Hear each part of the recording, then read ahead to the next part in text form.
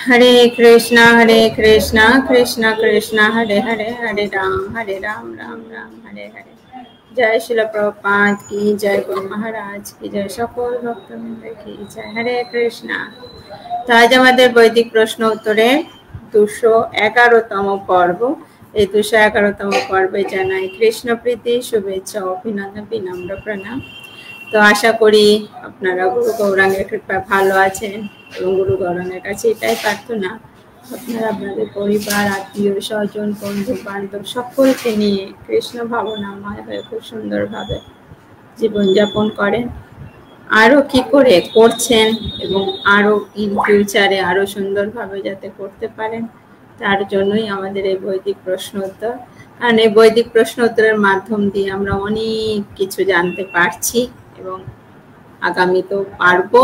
কারণ এই বৈদিক প্রশ্ন উত্তরে আমাদের হচ্ছে মনের ভিতরে যে সমস্ত আমাদের প্রশ্নগুলো আসে, যে প্রশ্নের দ্বারা আমরা আক্রান্ত হয়ে সামনের দিকে এগোতে পারি না, সঠিক উত্তরটাও খুঁজে পাই না, যার কারণে আমাদের জীবনে অনেক রকমের বিপদের সম্মুখীন হতে হয় না। তো এই বৈদিক প্রশ্ন উত্তরে আমরা সেই সঠিক জিনিসটা পাই, কেননা এখানে যে আমরা উত্তরগুলো পেয়ে থাকি এটা সম্পূর্ণভাবে শাস্ত্র ভিত্তিক। এখানে ভাগবত, গীতা, চৈতন্য চরিতামৃত মানে শাস্ত্র ভিত্তিক এখানে উত্তর দেওয়া হয়ে থাকে। এটা হচ্ছে শ্রীপাদ সুন্দর নিত্যানন্দ প্রভু আমাদেরকে কন্টিনিউ গত গেল 4.5 বছর ধরে আমাদের এই বৈদিক প্রশ্ন উত্তর পর্বে তিনি আমাদেরকে বিভিন্ন প্রশ্নের যে সম্মুখীন হচ্ছে সেই উত্তর দিয়ে তিনি আমাদেরকে হেল্প করছেন এবং আশা করি আগামীতেও করবেন। আর এর মাধ্যম দিয়ে আমরা অনেক কিছু জানতে পারছি, ভক্তির সম্বন্ধেও আমরা জানতে পারছি, তাই না? অনেক কিছু জানতে পারছি। তার জন্য এই বৈদিক প্রশ্ন উত্তর আমাদের জন্য অত্যন্ত গুরুত্বপূর্ণ এবং আমরা সকলে এটার প্রতীক্ষাতে বসেও থাকি যে বৈদিক প্রশ্ন উত্তর হবে শুক্রবারে, রবিবারে, তখন আমরা প্রশ্নগুলো জিজ্ঞাসা করব, এই কেন ওই কেন, তাই না? তোর জন্য আমাদের এই বৈদিক প্রশ্ন উত্তর ভীষণই গুরুত্বপূর্ণ এবং অত্যন্ত প্রিয়, যেখানে আমরা বিভিন্ন প্রশ্নের উত্তর পেয়ে থাকি।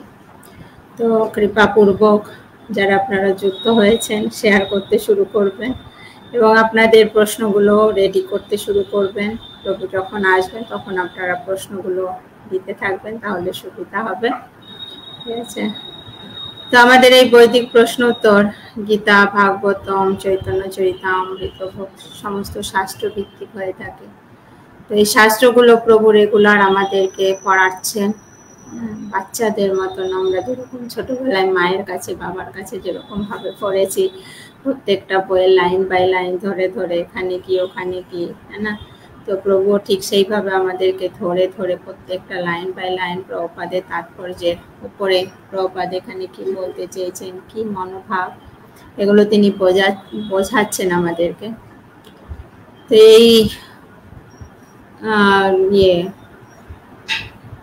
কি বলে ক্লাসে কেউ যদি যুক্ত হতে চান তো অবশ্যই আপনারা এই ক্লাসগুলো করতে পারেন।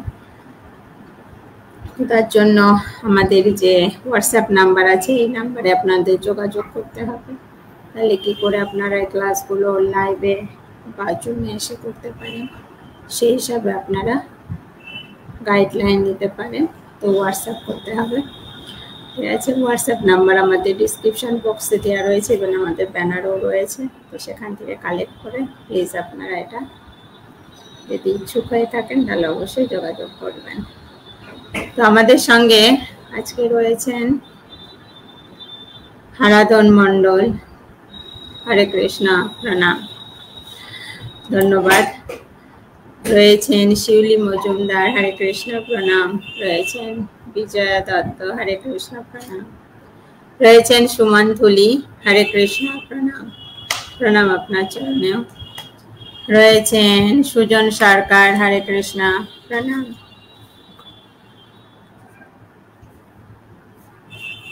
রয়েছেন বিষ্ণুপ্রিয়া সরকার, হরে কৃষ্ণ, প্রণাম। রয়েছেন প্রার্থনা পাল, হরে কৃষ্ণ, প্রণাম প্রণাম আপনার চরণে। রয়েছেন রূপন নাথ, রাতে রাতে, হরে কৃষ্ণ প্রণাম। রয়েছেন আমাদের মীনাক্ষী মাতাজি, হরে কৃষ্ণ প্রণাম মাতাজি। আশা করি আপনি ভালো আছেন, আপনার ছেলেও নিশ্চয়ই ভালো আছে। প্রদীপ পাল, হরে কৃষ্ণ প্রণাম প্রণাম। রয়েছেন সুমন দত্ত, হরে কৃষ্ণ প্রণাম প্রণাম আপনার চরণে। রয়েছেন হিমাংশু কুমার, হরে কৃষ্ণ প্রণাম আপনার চরণে। রয়েছেন মুনমুন সেন, হরে কৃষ্ণ প্রণাম। রয়েছেন মনিকা রয়, হরে কৃষ্ণ প্রণাম। তো আপনাদেরকে অসংখ্য ধন্যবাদ। তো প্লিজ আপনারা একটু শেয়ার করতে শুরু করুন, প্রভু কিছুক্ষণের মধ্যে চলে আসবেন। তার মধ্যে আপনারা প্রশ্নগুলো রেডি করতে থাকুন, যার যা প্রশ্ন আছে। খুঁটিনাটি আসছে আমাদের পাণ্ডবা নির্জলা একাদশী, হ্যাঁ না? যদিও আমরা রেগুলার যারা প্রভুর সঙ্গে বেসিকলি ক্লাস করছি, আমাদের জানা আছে, কারণ আগে থেকেই করেছে। আশা করি আমার কথা ঠিক করে শোনা যাচ্ছে। সোনালী সরকার, হরে কৃষ্ণ প্রণাম মাতাজি, হরে কৃষ্ণ প্রণাম। কৃষ্ণ দাস, হরে কৃষ্ণ প্রণাম। তো আপনারা প্রশ্নগুলো দিতে থাকুন, চলে এসেছেন, হরে কৃষ্ণ, সকলকে প্রণাম।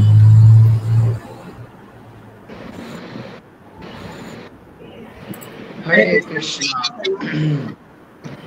ওম অজ্ঞানতিমিরান্ধস্য জ্ঞানাঞ্জনশলাকয়া চক্ষুरुन्मीलितं येन तस्मै श्रीगुरुवे नमः। श्रीचैतन्यमनोभीष्टं स्थापितं येन भूतले स्वयं रूप कदा मायं ददाति स्वपदान्तिकं। वन्देऽहं श्रीगुरुर श्रीयुतपदकमलं। श्रीगुरुणा वैष्णवं च श्रीरूपं साग्रजातं सगण रघुनाथान्वितं तं सजीवं साद्वैतं सवधूतं परिजनसहितं कृष्णचैतन्यदेवं श्री राधा कृष्ण पादान् सगण ललिता श्री विशाखान्वितं च नमो विष्णुपादाय कृष्ण पृष्ठाय भूतले श्रीमते भक्तिवेदांत स्वामिनीति नामिने नमस्ते सरस्वती देवे गौरवाणी प्रचारिणे निर्विशेष शून्यवादी पाश्चात्य देशतारिणे। जय श्री कृष्ण चैतन्य प्रभु नित्यानंद श्री अद्वैत गदाधर शिवासादि गौर भक्त वृंद। हरे कृष्णा कृष्ण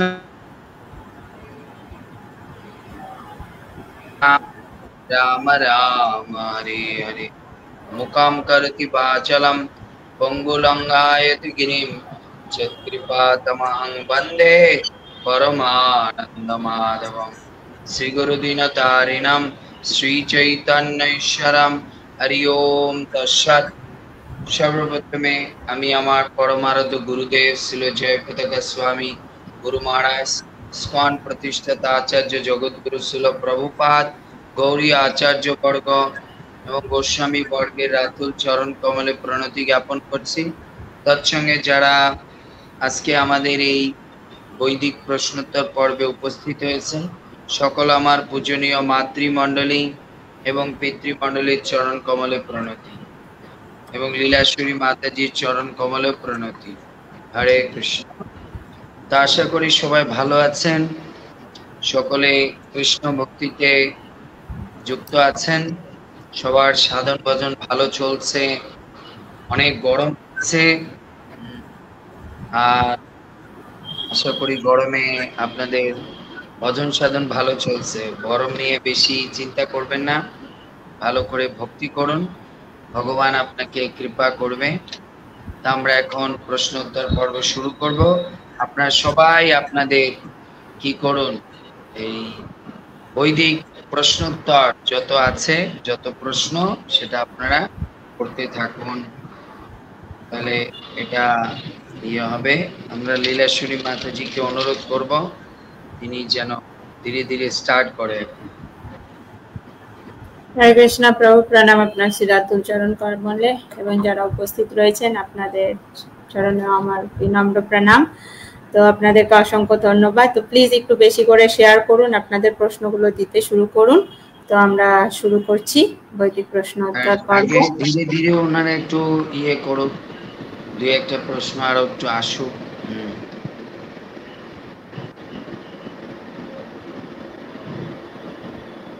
মাতাজি কিছু বলতে পারেন?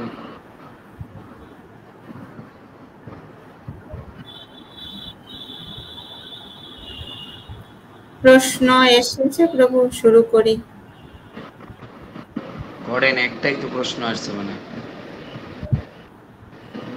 চলে আসবে।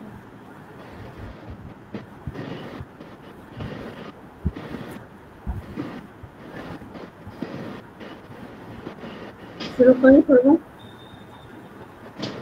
করেন। আমাদের প্রথম প্রশ্ন করেছেন মনিকা রয়, আপনাকে ধন্যবাদ প্রশ্ন রাখার জন্য। হরে কৃষ্ণ প্রভু, প্রণাম নেবেন। প্রভু, অম্বুবাচী কি আর এর গুরুত্ব কি যদি একটু বলেন। অম্বুবাচী হচ্ছে এটা এরকম একটা জিনিস, ভারতে যে 16টি যাত্রার বিধান আছে তার মধ্যে একটি হলো অম্বুবাচী যাত্রা।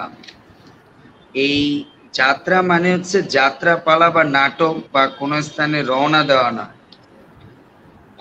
ভগবতীর প্রতিবিধান নিমিত্ত পালনীয় যাহা না। তো এটা হচ্ছে যারা কর্মকাণ্ডীয় ব্যক্তি তারা এই অম্বুবাচী তারা পালন করে, বুঝতে পেরেছেন?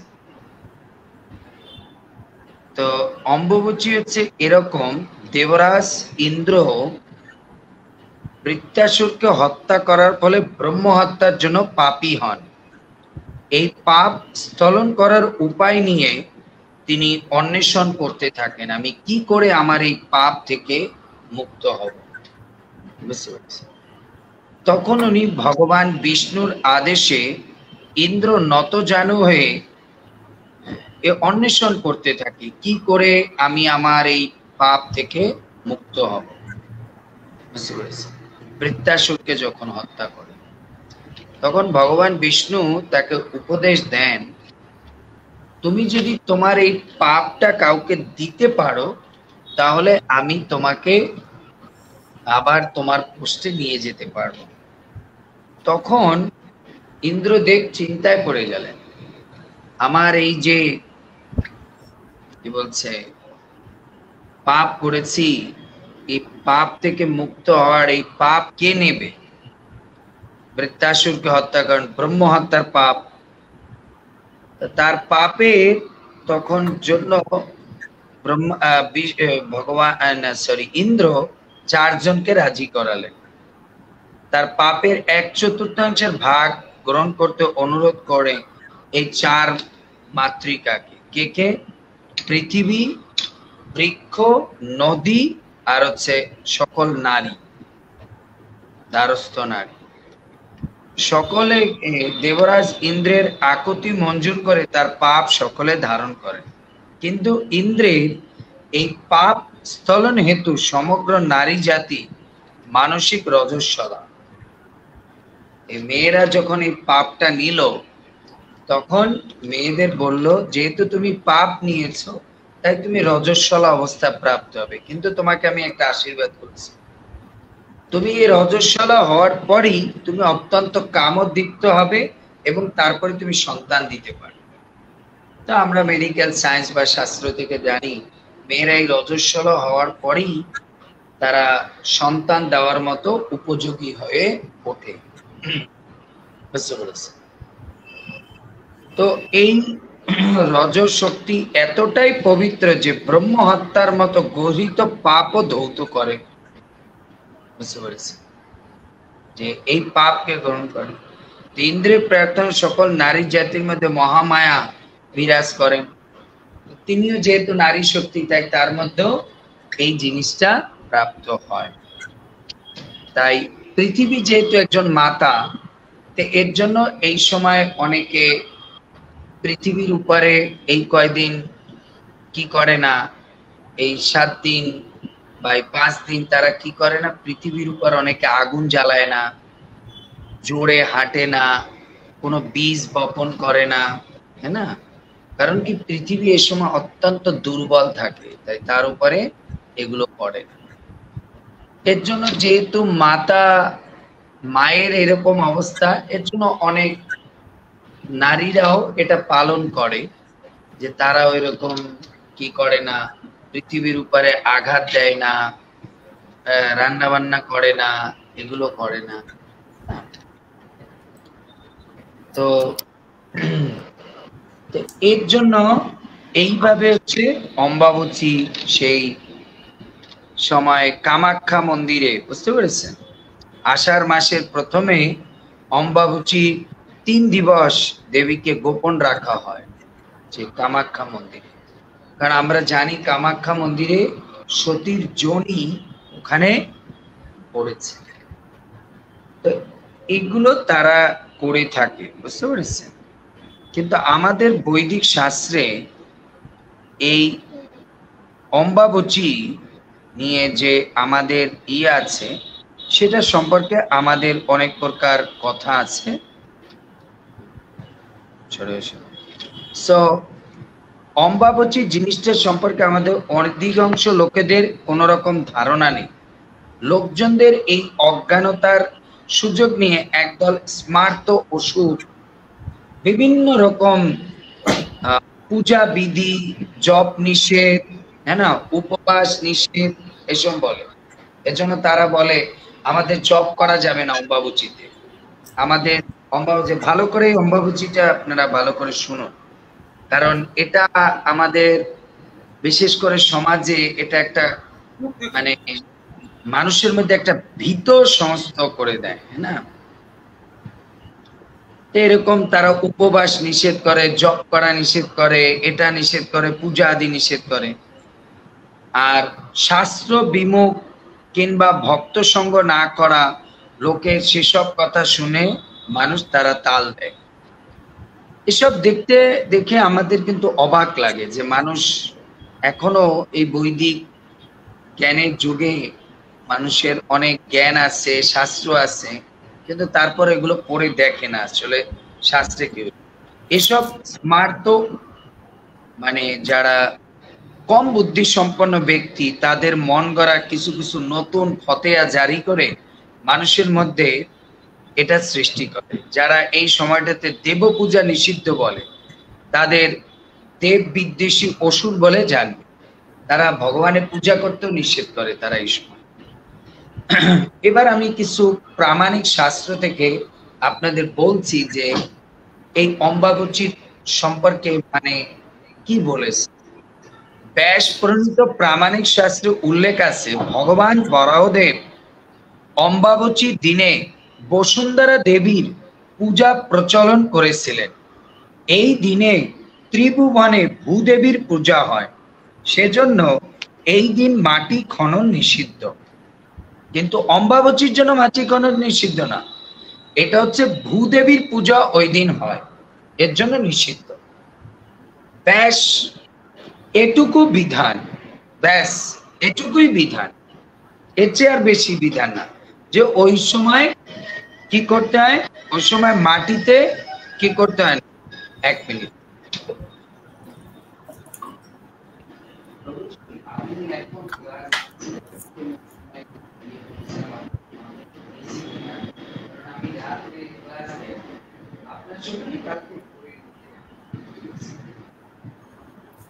তো আপনাদেরকে অসংখ্য ধন্যবাদ।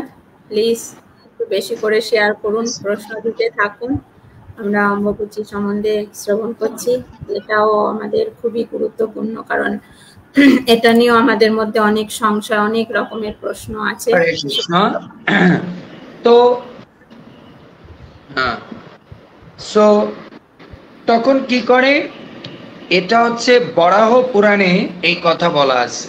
তো সেখানে বরাহদেব কি করেছেন, তিনি ভূদেবীর পূজা, মানে যেহেতু হয় ভূদেবী মানে পৃথিবী, এর জন্য তিনি মাটি খনন করতে এই সময় নিষেধ করেছেন। এর বাইরে অতিরিক্ত কোনো বিধিনিষেধ বরাহ পুরাণে বা বৈদিক শাস্ত্রে নেই।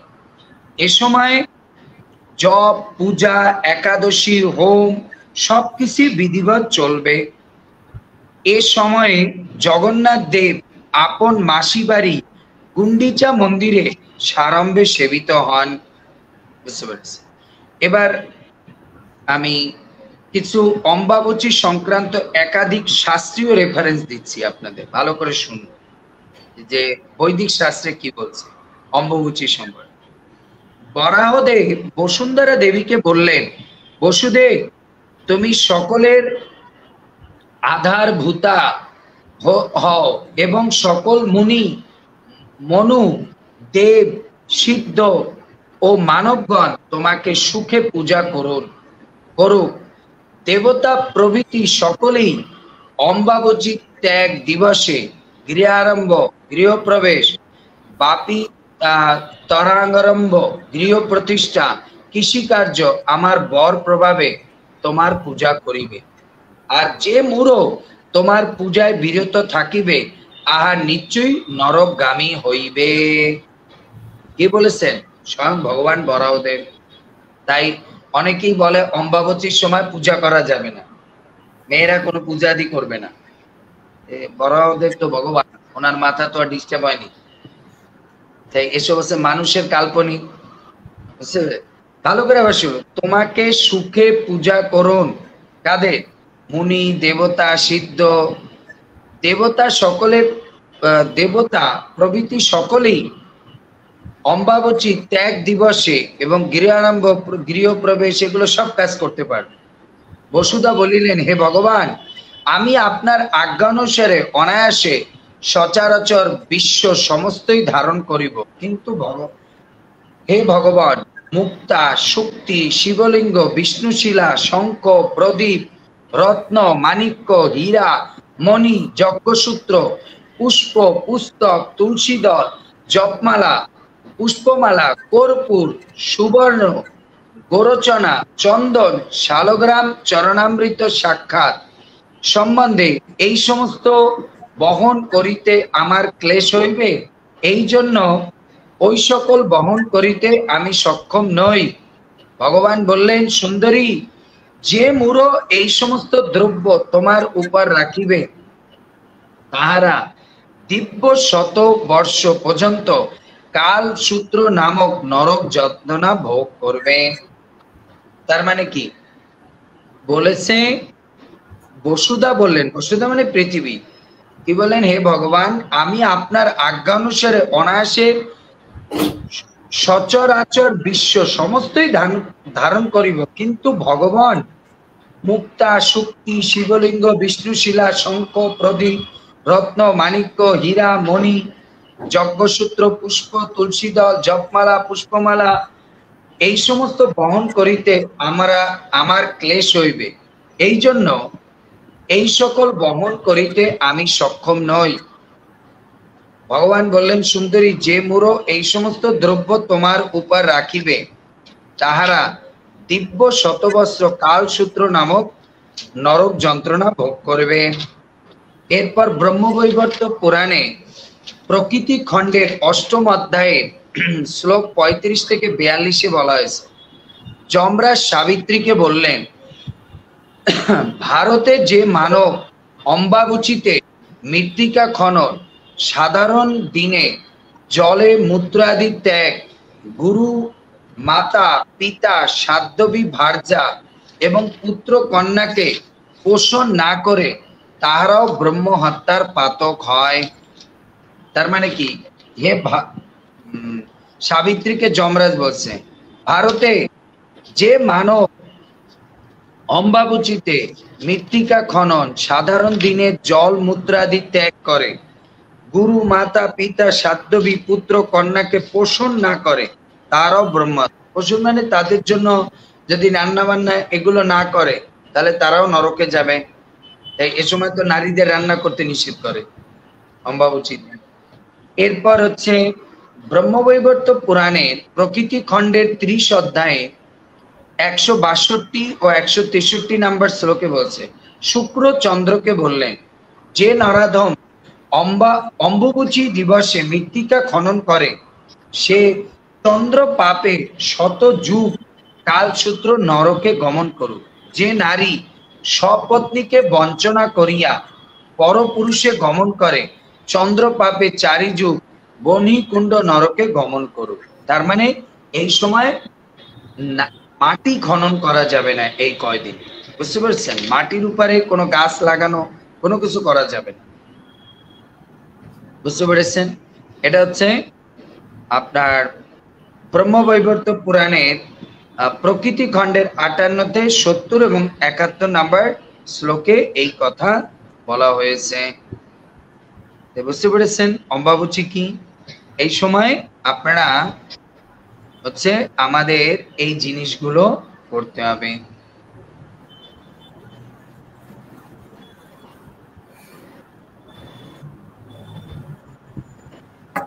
এক মিনিট।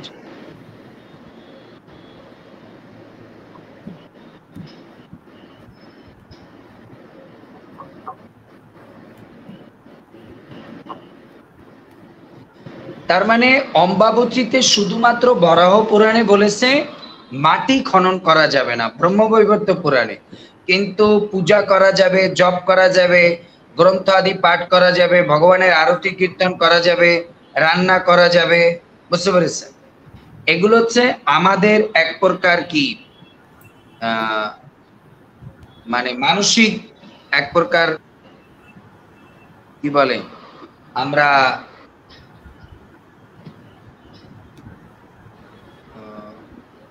শব্দ তৈরি করি, বুঝতে পেরেছেন?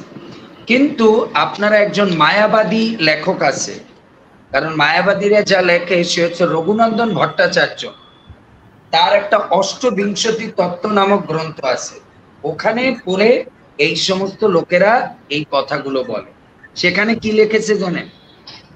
সেখানে লিখেছে এই সময় মাতৃস্বরূপা মায়া শক্তি রজস্বলা হয়, এর জন্য এই সময় তারা কোনো কিছু করবে না, বুঝতে পেরেছেন?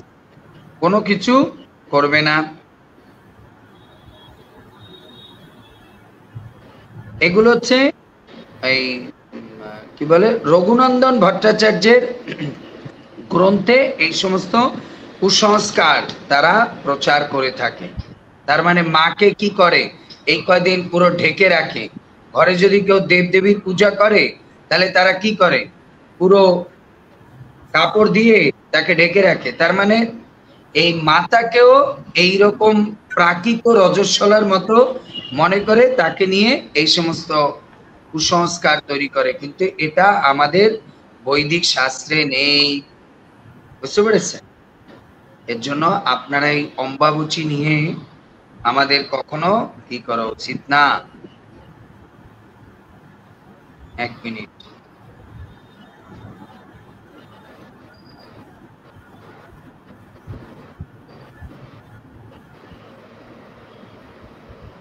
কিন্তু এটা কামাখ্যা মন্দিরে খুব বড় করে পালিত হয় তো শাস্ত্রে। আর অম্বাবচী শব্দের অর্থ কি ভালো করে বুঝুন।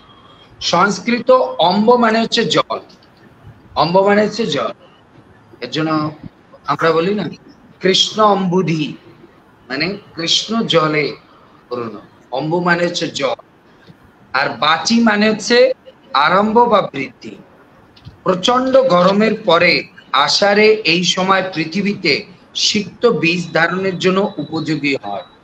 অম্বাবাচী, অম্ববাচী। তো অম্ববাচী মানে হচ্ছে এই সময় জল আরো বাড়তে শুরু করে এই আষাঢ়ে, বুঝতে পেরেছি?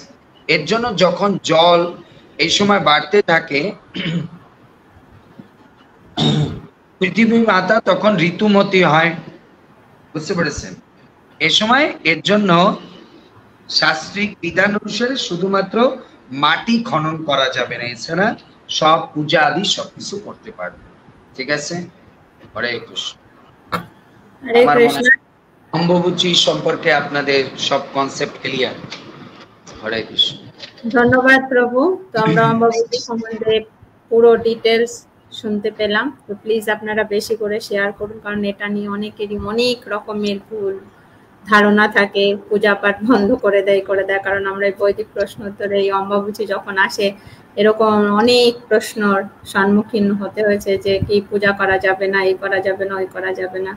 আগুন জ্বালায় না, আগুনের পাশে যায় না, আগুনের খাবার খায় না, এইসব। তার মানে মাকে একটা মানে বিশ্রী অবস্থার মধ্যে ফেলে দেয় এরকম। তারপরে প্লিজ একটু বেশি করে শেয়ার করুন আর প্রশ্ন করুন। হরে কৃষ্ণ। ধন্যবাদ।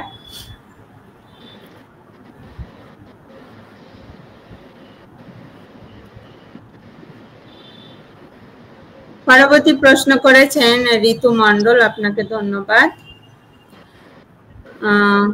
হরে কৃষ্ণ প্রভু, প্রণাম। দীক্ষা নেওয়া ছাড়া কি মালা জপ করা যায়? অবশ্যই যায়। বৈদিক শাস্ত্রে বলেছে, আপনার ব্রহ্মবৈবর্ত পুরাণে বলেছে, দীক্ষা না, বিষ্ণু জমাল গ্রন্থে বলেছে, দীক্ষা পুনর্চার্য বিধি অপেক্ষা না করে জিহ্বা স্পর্শ মাত্র আচণ্ডালে উদ্ধারে। তার মানে মালা জপ করতে আপনার দীক্ষা শিক্ষার প্রয়োজন নেই, আপনি ভগবানের নাম জপ করতে পারবেন। তবে হ্যাঁ, আপনি তুলসীর মালা নিয়ে জপ করার আগে তখন আপনাকে একজন সদ্গুরুর কাছে দীক্ষা নিয়ে আপনি সেই মালা সদ্গুরুর কাছ থেকে তুলসীর মালা গ্রহণ করে তারপর আপনি জপ করতে পারেন। বুঝতে পেরেছেন? কিন্তু আপনি বেল কাঠের মালা, তুলসী তারপর আছে নিম কাঠের মালা, এটা নিয়ে আপনি জপ করতে পারেন, এতে কোনো সমস্যা নেই। একটা সিম্পল ম্যাটার, বাবা মার নাম ডাকতে কি কারো পারমিশন নিতে হয়? যদি বাবা মার ডাকতে যদি কারো কাছে পারমিশন না নিতে হয়, তাহলে আমরা সর্বজয় বলতে থাকি কৃষ্ণ মাতা, কৃষ্ণ পিতা, কৃষ্ণ ধন প্রাণ। তাহলে কৃষ্ণ যদি আমাদের মাতা পিতা হয়, তাহলে কৃষ্ণের নাম নিতে কি কারো কাছে জিজ্ঞেস করার প্রয়োজন আছে? আপনি যে কোনো সময় ভগবানের নাম যে কোনো পরিস্থিতিতে আপনি করতে পারেন। বৈদিক শাস্ত্রে বিষ্ণু জমাল গ্রন্থে লিখেছে, আমাদের দান করতে, তপস্যা করতে, তারপর হচ্ছে ব্রত করতে, যোগ করতে, ওর টাইম প্লেস সার্কামস্ট্যান্স দেখতে হয়, পরিস্থিতি দেখে। তারপর দেখেন না, অমুক তিথিতে দান করা ভালো। এই যে যেরকম পাণ্ডবা নির্জলা একাদশী এসেছে, সবাই দ্বাদশীতে শাস্ত্রে লেখা আছে, যিনি পাণ্ডবা নির্জলা একাদশী নির্জলা করে এরপর ব্রাহ্মণ বৈষ্ণবদের ভোজন করিয়ে দান করবে, সে অনেক অনেক ফল লাভ করবে, অনেক। একটু পরে লীলাশ্বরী মাতাজি আপনি গ্রন্থটা বের করুন, আমরা একটু আগে মাহাত্ম্যটা পড়বো। সো আমরা শুনবো যে এই দ্বাদশী তিথিতে দান করলে কত ভালো, আমরা শুনি অক্ষয় তৃতীয়ায় দান করলে ভালো, অমুক তিথি একাদশী তিথিতে ব্রত করলে ভালো। এরকম দান, তপস্যা, যোগ এ সমস্ত করার জন্য তিথি নক্ষত্র খুব গুরুত্বপূর্ণ। কিন্তু হরে কৃষ্ণ নাম জপ করতে, ভগবানের নাম সংকীর্তন করতে কোনো তিথি নক্ষত্র এগুলোর প্রয়োজন নেই। যে কোনো পরিস্থিতিতে যে কোনো অবস্থায় আপনি করতে পারবেন। এই যেরকম অনেকে সারা বছর ধরে অপেক্ষা করে এই ভৈমী একাদশী বা এই পাণ্ডবা নির্জলা একাদশী থেকে তারা কি শুরু করে? একাদশী শুরু করে। এর আগে শুরু করে না কেন? এর আগে যদি আপনি মরে যান তাহলে আপনি ভগবান সার্টিফিকেট দিয়ে দিয়েছে যে পাণ্ডবা নির্জলা একাদশীর আগে আপনি মরবেন না। এগুলো হচ্ছে মানুষের মধ্যে কুসংস্কার, জানার অভাব। তাই আপনারা জপ, ভগবানের সংকীর্তন যে কোনো অবস্থায় যে কোনো পরিস্থিতিতে করতে পারে, ঠিক আছে?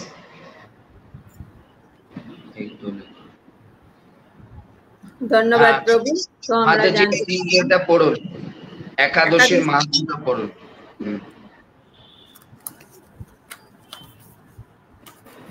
তো পাণ্ডবা নির্জলা একাদশী,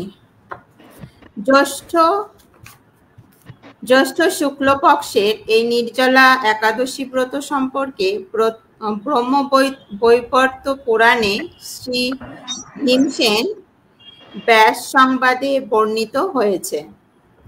মহারাজ যুধিষ্ঠির বললেন, ভালো করে শুনুন, ব্রহ্মবৈবর্ত পুরাণে বলেছে একাদশী পালন করলে যতটা ফল ঠিক সমান ফল যদি কেউ একাদশী মাহাত্ম্য শ্রবণ করে। একাদশী মাহাত্ম্য শ্রবণ করলে একাদশীর মতোই ফল প্রাপ্ত হওয়া যায়। এর জন্য আপনারা অবশ্যই একাদশীর আগে একাদশীর মাহাত্ম্যটা শ্রবণ করবেন, তাহলে আপনি ঠিক ঠিক মতন ওটা করতে পারবেন বা করার প্রতি উৎসাহ আপনি করুন। দেখুন, আমরা গীতা পড়লে মাহাত্ম্য পড়ার জন্য লাফালাফি করি, একাদশী করলে একাদশীর মাহাত্ম্য শোনার লাফালাফি করেন। কারণ আমরা শুনি সব জায়গায় বলে গীতা পড়ার চেয়েও গীতার মাহাত্ম্য পড়া খুব গুরুত্বপূর্ণ। তাহলে একাদশী করলে একাদশীর মাহাত্ম্য শ্রবণ করা গুরুত্বপূর্ণ না? এর জন্য মাহাত্ম্য শ্রবণ করুন, ভালো করে শুনুন কি বলছে। শুরু করছি প্রভু। হ্যাঁ, লাউডলি। মহারাজ যুধিষ্ঠির বললেন, হে জনার্দন, আমি অপরা একাদশীর সমস্ত মাহাত্ম্য শ্রবণ করলাম। এখন জ্যৈষ্ঠ শুক্লপক্ষের একাদশীর নাম ও মাহাত্ম্য কৃপা পূর্বক আমার কাছে বর্ণনা করো। শ্রীকৃষ্ণ বললেন, এই একাদশী, আমরা বুঝতে পারলাম এই একাদশীর মাহাত্ম্য কে বলছে? কৃষ্ণ ব্রহ্মবৈবর্ত পুরাণে কৃষ্ণ সব মাহাত্ম্য কাকে? যুধিষ্ঠির মহারাজকে শোনাচ্ছে। তার মানে একাদশীর মাহাত্ম্য কি গীতার মতো ডাইরেক্ট কৃষ্ণের মুখ থেকে এসেছে, ডাইরেক্ট। এ কোনো না যে অমুককে বলেছে, তো ডাইরেক্ট কৃষ্ণ বলছে। পড়ুন। শ্রীকৃষ্ণ বললেন, এই একাদশীর কথা মহর্ষি ব্যাসদেব বর্ণনা করবেন, কেননা তিনি সর্বশাস্ত্রের অর্থ ও তত্ত্ব পূর্ণরূপে জানেন। রাজা যুধিষ্ঠির ব্যাসদেবকে বললেন, হে মহর্ষি দ্বৈপায়ন, আমি মানুষের লৌকিক ধর্ম এবং জ্ঞানকাণ্ডের বিষয়ে অনেক শ্রবণ করেছি। আপনি যথাযথভাবে ভক্তি বিষয়িনী কিছু ধর্মকথা এখন আমায় বর্ণনা করুন। আচ্ছা, আমার একটা প্রশ্ন, এখানে আমার একটা প্রশ্ন, আপনাদের মনে একটা প্রশ্ন আসতে পারে না? ভগবান তো সব মাহাত্ম্য বলতেছে, আবার ব্যাসদেবকে বলছে কেন এই মাহাত্ম্যটা বলতে? এই মাহাত্ম্যটা ব্যাসদেবকে কেন বলতে বলছে? এর কারণ হচ্ছে এই মাহাত্ম্যে ব্যাসদেব কি করবে? ভীমকে এই একাদশীটা করতে বলবে, কারণ ভীম এই ক্লাসের মধ্যে আসবে মাঝখানে, শুনতে থাকবেন না আপনি? ভীম মাঝখানে এসে বলবে, মহারাজ আমি তো না খেয়ে থাকতে পারবো না, তাহলে আপনি আমাকে একটা কাজ করুন। আমি দেখি আমার মা আর সব ভাইয়েরা, আমার বউ এই ব্রত করে, কিন্তু আমার পেটের মধ্যে তো বৃক্ষ নামক এক অগ্নি আছে, কারণ পেটের মধ্যে ডিফারেন্ট অগ্নি থাকে বিভিন্ন প্রকার, তো যার মধ্যে বৃক্ষ অগ্নি আছে সে সবচেয়ে বেশি ক্ষুধা পায়, ক্ষুধার জ্বালা সহ্য করতে পারে। তো বলছে আপনি তাহলে আমাকে একটা কোনো সালাহা দেন। তো বলছে তাহলে তুমি এই নির্জলা এই একাদশীটা করবে, হ্যাঁ না, তাহলে তোমার অন্য একাদশীর ফল প্রাপ্ত হবে। এখন ভগবান চিন্তা করলো, এইটা যদি আমি দেই, আমি তো জানি ভীম এখন দৌড়ে আসবে, তাহলে মানুষ বলবো কি বন্ধুদের উপরে রিশতেদারি মানে সম্বন্ধীয়দের হেল্প করছে, মানুষ নিন্দা করবে। এর জন্য কৃষ্ণ দেখলো আগে কেটে পড়ি না, এর জন্য ভগবান এটা ব্যাসদেবের হাতে বলাইছে, নাহলে নিজের উপরে মানুষ নিন্দা করবে। ও নিজের আত্মীয় তো জ্ঞাতি গোষ্ঠী, আবার বন্ধুর ভাই, এর জন্য মানে প্রেম বেশি করেছে, আচ্ছা অন্য একাদশী করার দেনে এইটা, এর জন্য ব্যাসদেবের হাতে ছেড়ে দিয়েছে। এর জন্য এখান থেকে বুদ্ধি নেবেন, যেখানে দেখবেন প্রবলেম ওখানে ওরকম লোকের কাছে ছেড়ে দিবেন, তখন আপনার নামটা আর খারাপ হবে না। ক্লিয়ার? ধন্যবাদ প্রভু। তাই আপনারা হয়তো মাহাত্ম্য পড়েছেন, কিন্তু চিন্তা করেননি যে এর মধ্যে ফিলসফি আছে।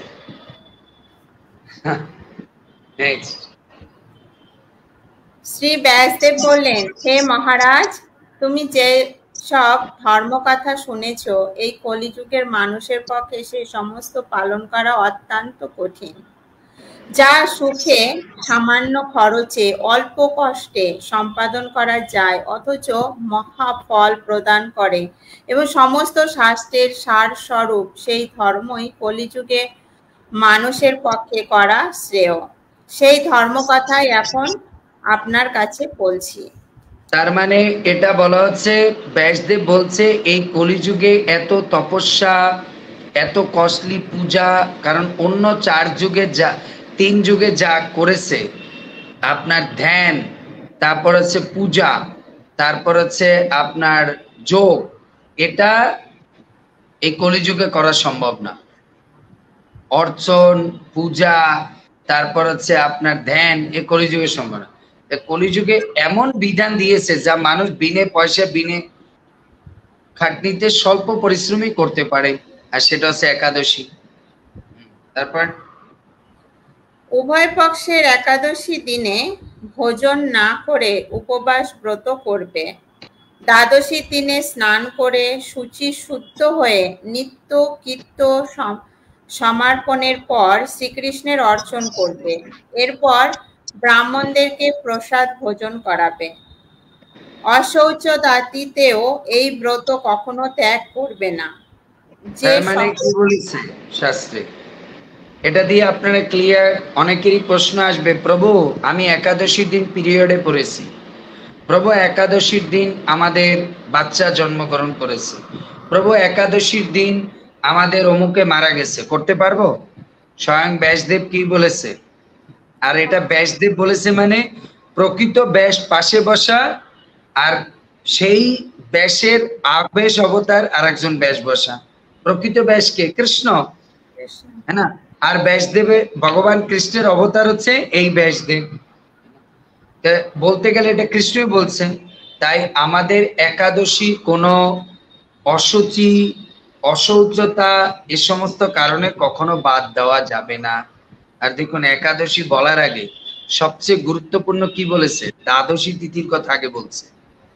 তার মানে একাদশী ব্রত করে অবশ্যই আপনারা প্রতিটি একাদশী করে দ্বাদশীর দিন ব্রাহ্মণ, বৈষ্ণব, গোমাতা ভোজন করাবেন, তাদের দান দক্ষিণা করবেন, তাহলে আপনার ব্রত সমাপ্ত হবে, মানে পারফেক্টলি। এর জন্য আমাদের দ্বাদশীতে বৈষ্ণব ব্রাহ্মণ ভোজন করানো, দান দক্ষিণা করা খুবই মাহাত্ম্যপূর্ণ। আরো এটা তো আরো কষ্ট করে বেশি করবেন। এই কি বলে আমরা এনি পাণ্ডবা নির্জলা একাদশী, তাই আপনারা দ্বাদশী তিথিতে এটা করার চেষ্টা করবেন। নেক্সট, যে সকল ব্যক্তি স্বর্গে যেতে চায় তাদের সারা জীবন এই ব্রত পালন করা উচিত।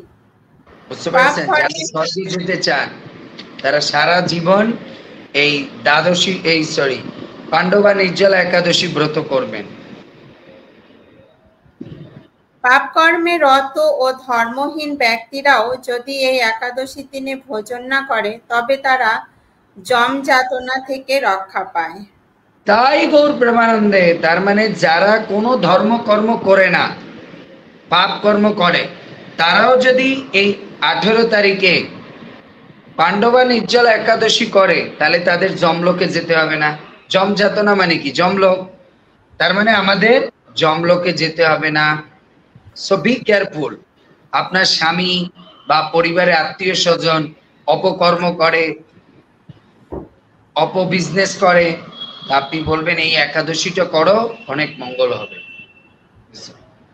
কিন্তু একাদশী মানি এ না যে পুরো নির্জলা খালি না খেয়ে থাকা। আগেই বলেছি, এখানে কিন্তু বারবার বলছে একাদশী করে ভগবানের পূজা, ভগবানের নাম, ভগবানের জপ এগুলো করতে হবে, তাহলে একাদশী সাকসেসফুল।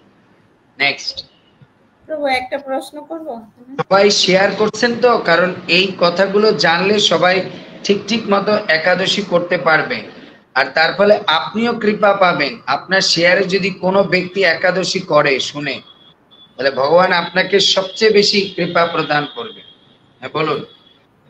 প্রভু এখানে যে বলছেন যে এই একাদশী করলে পরে সে হচ্ছে কি স্বর্গ লোক প্রাপ্ত হবে, তো তো একাদশীর মাধ্যম দিয়ে আমাদের শুধু কি উচ্চলোকে যাওয়া যায়, ভগবত ভক্তি এটা বা বলেছে যারা শুধু এই একাদশীটা করবে, তার মানে শুধু এই পাণ্ডবা নির্জলা একাদশীটা করবে, তখন তার মধ্যে কোন ধরনের ক্রিয়া কাজ করবে, ভক্তি ক্রিয়া না সকাম কর্ম? সকাম কর্ম। যারা কোনো জিনিস বেছে বেছে করে তখন বলতে হবে এ সকাম কর্মী, এইটা করলে আমার এইটা লাভ হবে, ওইটা করলে এইটা লাভ হবে, ওইটা করলে, এরকম বেছে বেছে যারা করে তারা বুঝতে হবে সকাম কর্মী। এর জন্য তাদের বলা হয়েছে তারা সকাম কর্মীরা স্বর্গে যাবে। আর যারা ভক্তিযোগী তারা কি পাণ্ডবা আর কি সুফলা আর কি পুত্রদা সব একাদশী করবে।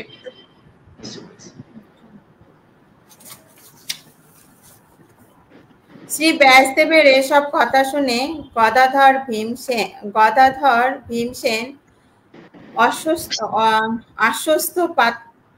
অশ্বত্থ পাতার মতন কাঁপতে কাঁপতে বলতে লাগলেন, হে মহাবুদ্ধি পিতামহ, মাতা কুন্তী, দ্রৌপদী, ভ্রাতা যুধিষ্ঠির, অর্জুন, নকুল ও সহদেব এরা কেউই একাদশীর দিনে ভোজন করে না।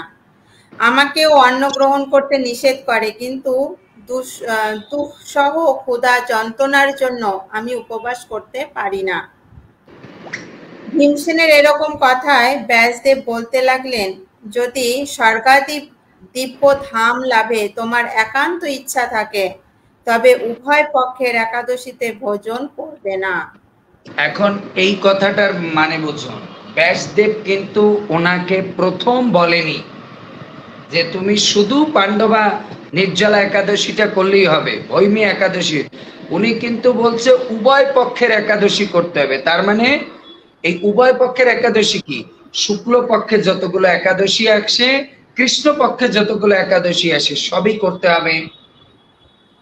তাই উনি শুরুতে কিন্তু ওনাকে কোনো ছাড় দেয়নি, শুরুতে মেইন কথা বলে নিয়েছে তোমাকে উভয় পক্ষেরই একাদশী করতে হবে। তাই অনেকে মনে করে প্রভু এ তো একাদশীর মাহাত্মেই বলছে এই একাদশীটা করলেই হবে, আর কোনোটা করতে হবে না। কিন্তু ব্যাসদেব কি এই কথা বলছে? ব্যাসদেব বলছে না, তোমাকে সব উভয় পক্ষের একাদশী করতে হবে। তারপর ভোজন করবে না। তদুত্তরে ভীমসেন বললেন, আমার নিবেদন এই যে উপবাস তো দূরের কথা, দিনে একবার ভোজন করে থাকাও আমার পক্ষে অসম্ভব, কারণ আমার উদরে বৃক নামে অগ্নি রয়েছে। ভোজন না করলে কিছুতেই সে শান্ত হয় না। তাই প্রতিটি একাদশী পালনে আমি একেবারেই অপরাগ। হে মহর্ষি, বছরে একটি মাত্র একাদশী পালন করে যাতে আমি দিব্যধাম লাভ করতে পারি, এই রকম কোনো একাদশীর কথা আমাকে নিশ্চিত করে বলুন। তখন ব্যাসদেব বললেন, জ্যৈষ্ঠ মাসে শুক্লপক্ষের একাদশী তিথিতে জল পান পর্যন্ত না করে সম্পূর্ণ উপবাস থাকবে, তবে আচমনে দোষ হবে না। ওই দিন কেউ যদি নির্জলা থেকে কেউ যদি আচমন করে, আচমন বলতে আবার আপনারা মনে করেন না যে প্রভু তাহলে আচমন করতে বলছে, তাহলে আমি একটা কাজ করব, গ্লাসে জল নিয়ে বলবো এটা আচমন করতেছি। আচমন বলতে 3 ড্রপ জল, 3 ড্রপ, 3 বিন্দু জল, বুঝতে পেরেছেন? এখন আবার আচমন নিয়ে বলবেন প্রভু আমি আচমন পাত্র থেকে জল পান করছি, বলছে তো আচমন করলে কোনো ভঙ্গ হবে না। হ্যাঁ, অনেকের আচমন পাত্র তো এত বড় হয়, এটা আবার মনে রেখেন, ঠিক আছে? ওই দিন অন্নাদি বিষ্ণু, এটা কেন বুঝালাম, সেই আপনারা আবার ইয়ের মতো ফলো করেন না। কার বলুন তো, এই টেকনিক ভগবানও ফলো করেছিল, কে? বামন দেব। বলছে আমি 3 পা নেব, 3 পা। আর ওই 3 পা যে বড় করেছে তাতে ব্রহ্মাণ্ড নিয়ে নিয়েছে। তাই আপনার আবার এই আচমন করা যাবে এই নাম করে আবার পুরো ঢকঢক করে জল খাওয়া যাবে না, সেইটা বলেছে।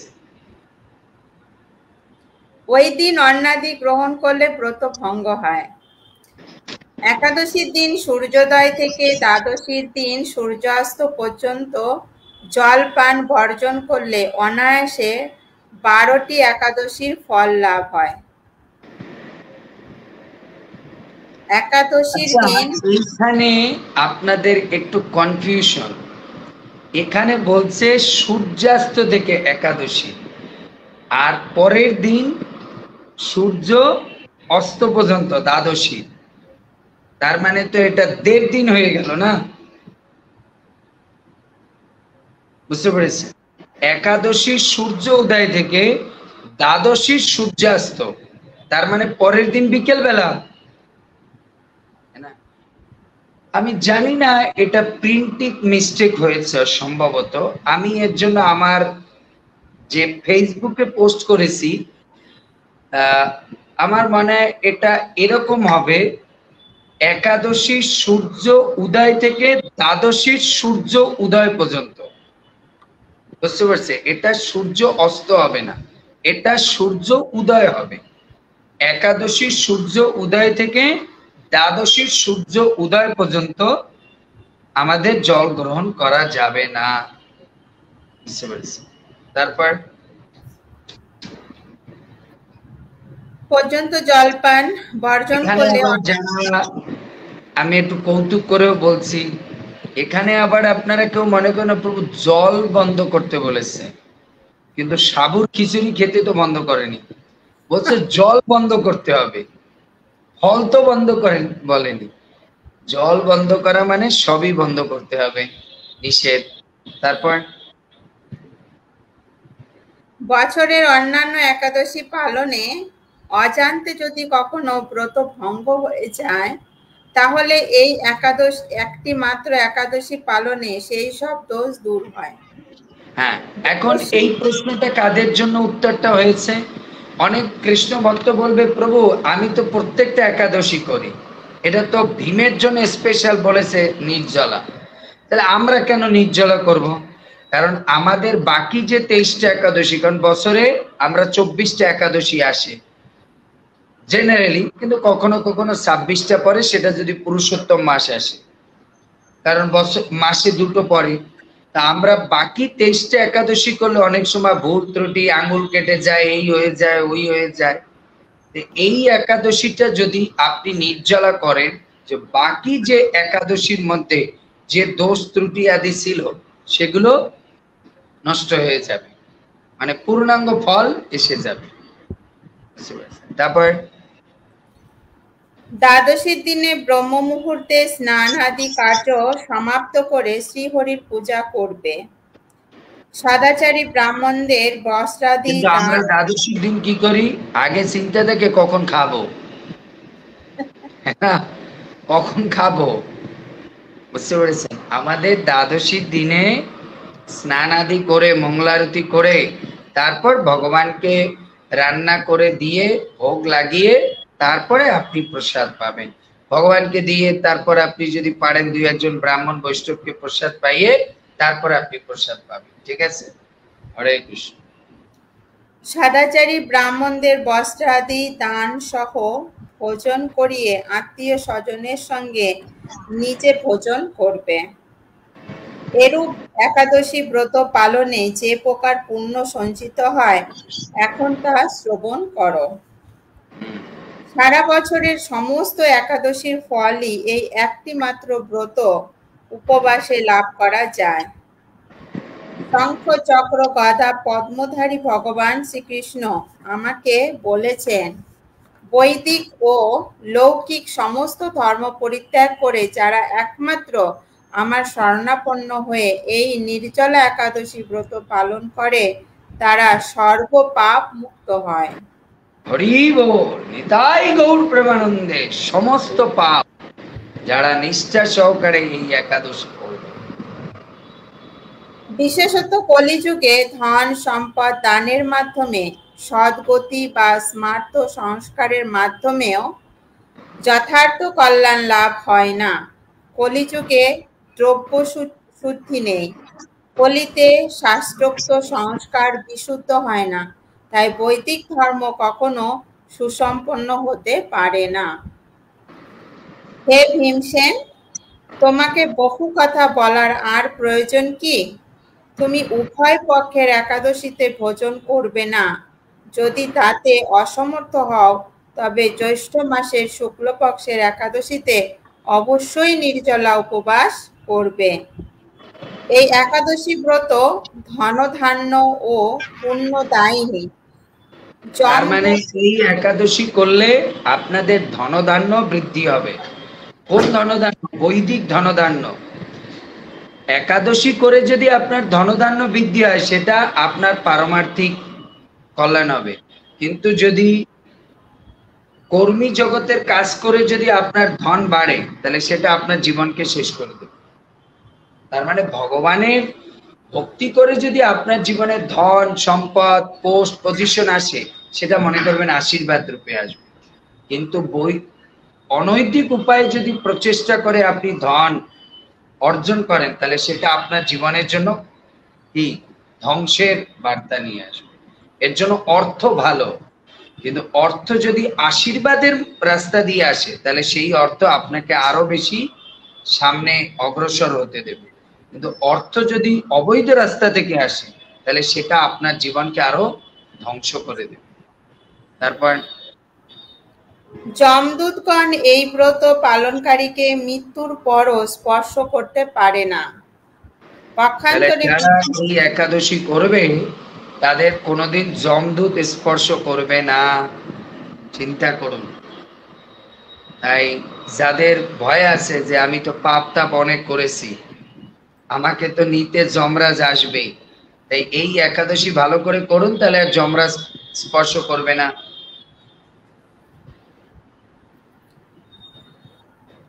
পক্ষান্তরে বিষ্ণু দূতগণ তাকে বিষ্ণু লোকে নিয়ে যান।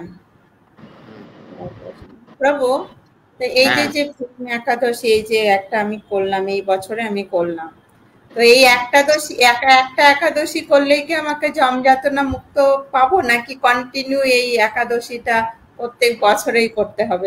সেই আমাদের ওই প্রশ্নের উত্তর, একবার কৃষ্ণ নামে যত পাপ হরে পাতকীর সাধ্য নাই তত পাপ করে।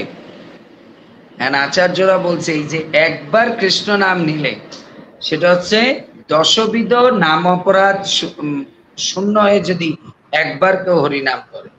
তাই এই একাদশী যদি সকাম কর্মের সম্পূর্ণরূপে নাম গন্ধ ত্যাগ করে কেউ করতে পারে শুধুমাত্র ভক্তির জন্য, তাহলে তার একবার করলে ভগবত ধাম যাবে।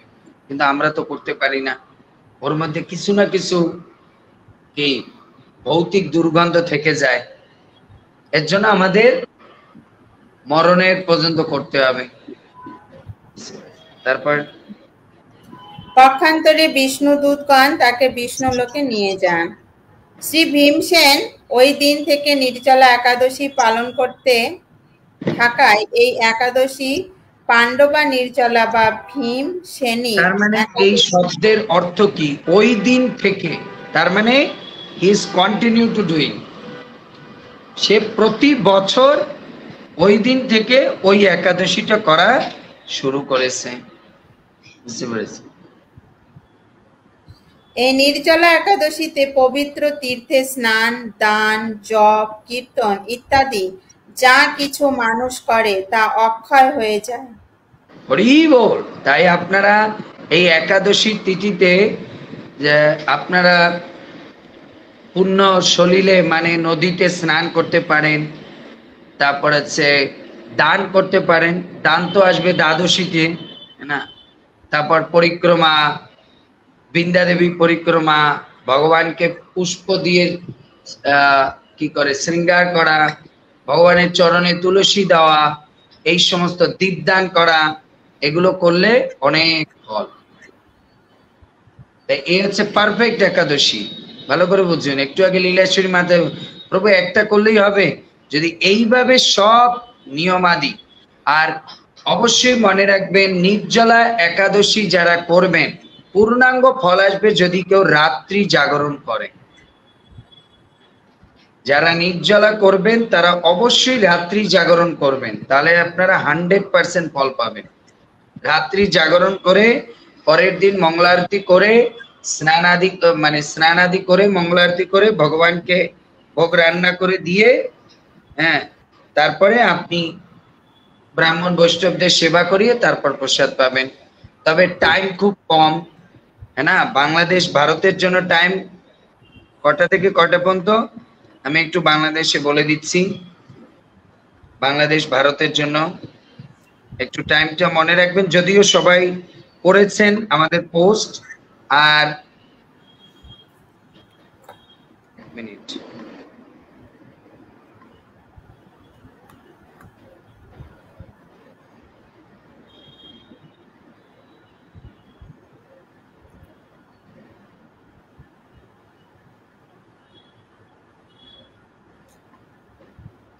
বাংলাদেশে পারণের টাইম আছে সকাল 5টা 11 থেকে 8টার মধ্যে।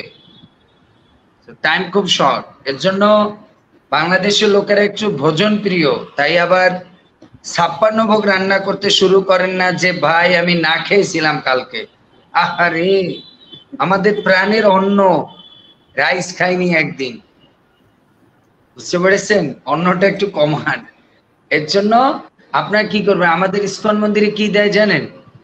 দই রাইস দেয়। আর যেহেতু আপনারা নির্জলা থাকবেন যারা, বি কেয়ারফুল, আপনারা পরের দিন কিন্তু বেশি তেল জাতীয় খাবেন না, বুঝতে পেরেছেন? Very careful. আর প্রচুর পরিমাণে জল পান করবেন পরের দিন। আর আমি এটাও বলবো সঙ্গে, এটা গেল বাংলাদেশ। এরপর হচ্ছে পশ্চিমবঙ্গে হচ্ছে 4টা 50 থেকে ভোর 7টা 30-এর মধ্যে, 7টা 30।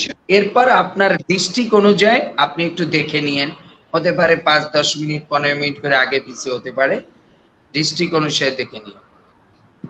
তো এর জন্য আপনারা কিন্তু অবশ্যই, আর যারা নির্জলা একাদশী থাকবেন তারা পারণটা কিভাবে করবেন, আগে ভগবানের চরণের তুলসী দিয়ে। আবার একজন মা আমাকে প্রশ্ন করেছে, প্রভু ভগবানের চরণে তো তুলসী দেই দিয়ে চন্দন দিয়ে, তো ওই তুলসী দিয়ে কি খাবো?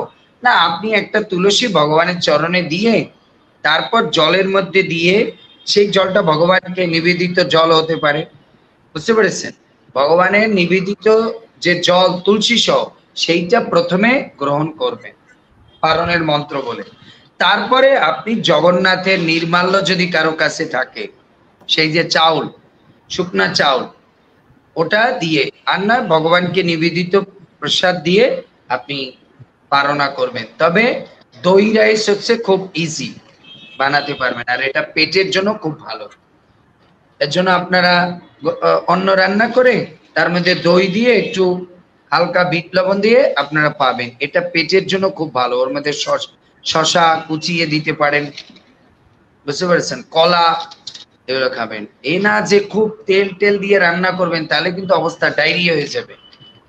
আর বেশি গুড়ের জল খাবেন না পরের দিন, তাহলে কিন্তু ডায়রিয়া হবে, বুঝতে পেরেছেন? এটা খুব সেন্সিটিভ, কারণ আপনি পুরো নির্জলা থাকবেন তো এই গরমে, বুঝতে পেরেছেন? আর এরপরে আমি কয়েকটা বলে দিই, যে অনেকে আছে, প্রভু আমার বৌমা প্রেগনেন্ট, সে কি করবে? তাদেরকে এত কষ্ট করে করা দেই, তারা ফল জল খেয়ে করতে পারবে। যদি কোনো বয়োবৃদ্ধ থাকে, অসুস্থ, তারা ফল জল খেয়ে করতে পারবে।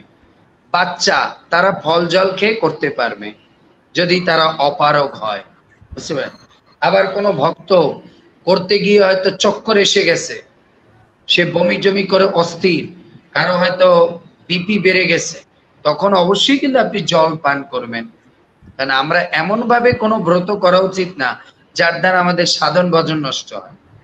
সবচেয়ে গুরুত্বপূর্ণ হচ্ছে আপনাকে মিনিমাম 64 মালা জপ করতে হবে মন দিয়ে, আর শ্রীমদ্ ভাগবতম ভগবদ গীতা পাঠ করতে হবে, বিভিন্ন শ্লোক আদি পাঠ করতে হবে, তুলসী পরিক্রমা করতে হবে, ভগবানকে ফুল দিয়ে শৃঙ্গার করতে হবে। এগুলো করলে আপনি সবচেয়ে বেশি কৃপা পাবেন, ঠিক আছে?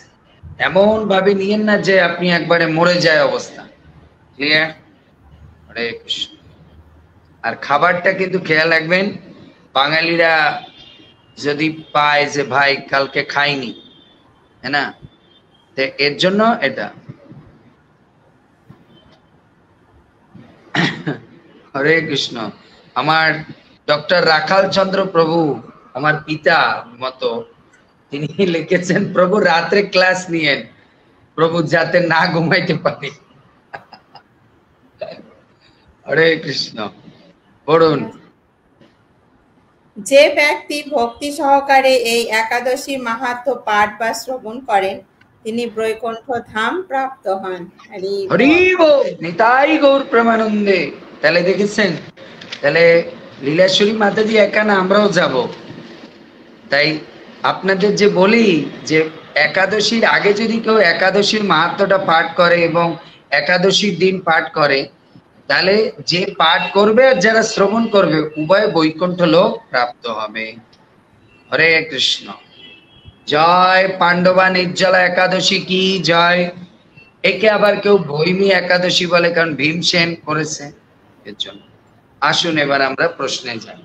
এবার যদি আপনাদের কোনো প্রশ্ন থাকে একাদশী সম্পর্কে, এটা এর আগে আমি একটু বলে দেই কোন কোন জায়গায় একাদশী কেউ কেউ আছে কালকে, আবার কারো কারো একাদশী হচ্ছে পরশুদিন, বুঝতে পেরেছেন।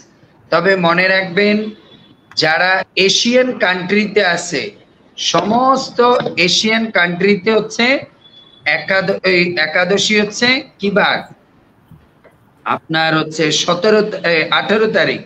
কিন্তু মধ্যপ্রাচ্য, তারপরে সে ইউরোপে সব হচ্ছে আগামীকাল, বুঝতে পেরেছেন। 17 জুন কোথায় কোথায়? Saudi Arab, Jordan, Lebanon, Cyprus, Denmark, London, France, Italy, Germany, Spain, Portugal, Ireland, Switzerland, Belgium, Netherland, Malta, Austria, বুঝতে পেরেছেন।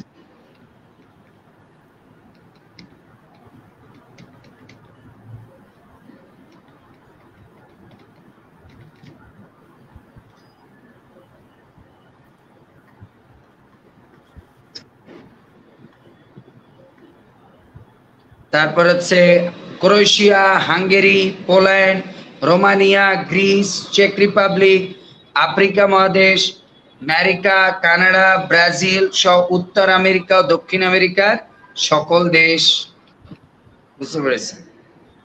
আর 18 তারিখ কোথায় কোথায় সেটা আমরা শুনি। 18 তারিখ হচ্ছে বাংলাদেশ, ভারত, নেপাল, ভুটান, শ্রীলঙ্কা, মালদ্বীপ, মায়ানমার, পাকিস্তান, দুবাই, আরব আমিরাত, Bahrain, Kuwait, Qatar, Oman, Malaysia, Singapore, Indonesia, Brunei, Thailand, Cambodia, Vietnam, তারপর হচ্ছে আপনার ফিলিপাইন্স, তাইওয়ান, চীন, জাপান, দক্ষিণ Korea, Mongolia, Hong Kong, Australia, New Zealand, Finland, Russia, Sweden, Norway, Ukraine, Kurdistan, এসব জায়গা হচ্ছে 18 তারিখে। তাই ইউরোপের সব কান্ট্রি হচ্ছে আগামীকাল, আর মধ্যপ্রাচ্য আর এশিয়ান কান্ট্রি হচ্ছে পরশুদিন। ঠিক আছে। হরে কৃষ্ণ। বলুন। আমাদের পরবর্তী প্রশ্ন করেছেন শিউলি কৃষ্ণদাস প্রভু, আপনার একাদশী 18 তারিখ। হ্যাঁ, শিউলি মজুমদার, আপনাকে ধন্যবাদ প্রশ্ন রাখার জন্য। হরে কৃষ্ণ প্রভু, প্রণাম। আমার শাশুড়ির একটা অ্যাক্সিডেন্টে পায়ের হাড় ভেঙে যায়, এখন অপারেশনের পরে বাসায় এনেছে, কিন্তু এখন ওনাকে ভগবানের ঘরে রাখা হয়েছে। উনি সেখানেই মলমূত্র ত্যাগ করছে। আমি আমার হাজবেন্ডকে বারণ করার পরেও ওনাকে সরায়নি। যিনি রোগী উনিও সরতে চায় না। এ মতো অবস্থায় আমি নিজেকে অনেক অপরাধী মনে করছি। এখন আমার কি করা উচিত? আমার কি অপরাধ? আমার শাশুড়ি একটা অ্যাক্সিডেন্টে পায়ের হাড় ভেঙে যায়, এখন অপারেশনের পর বাসায় এসেছে, কিন্তু এখন ওনাকে ভগবানের ঘরে রাখা হয়েছে।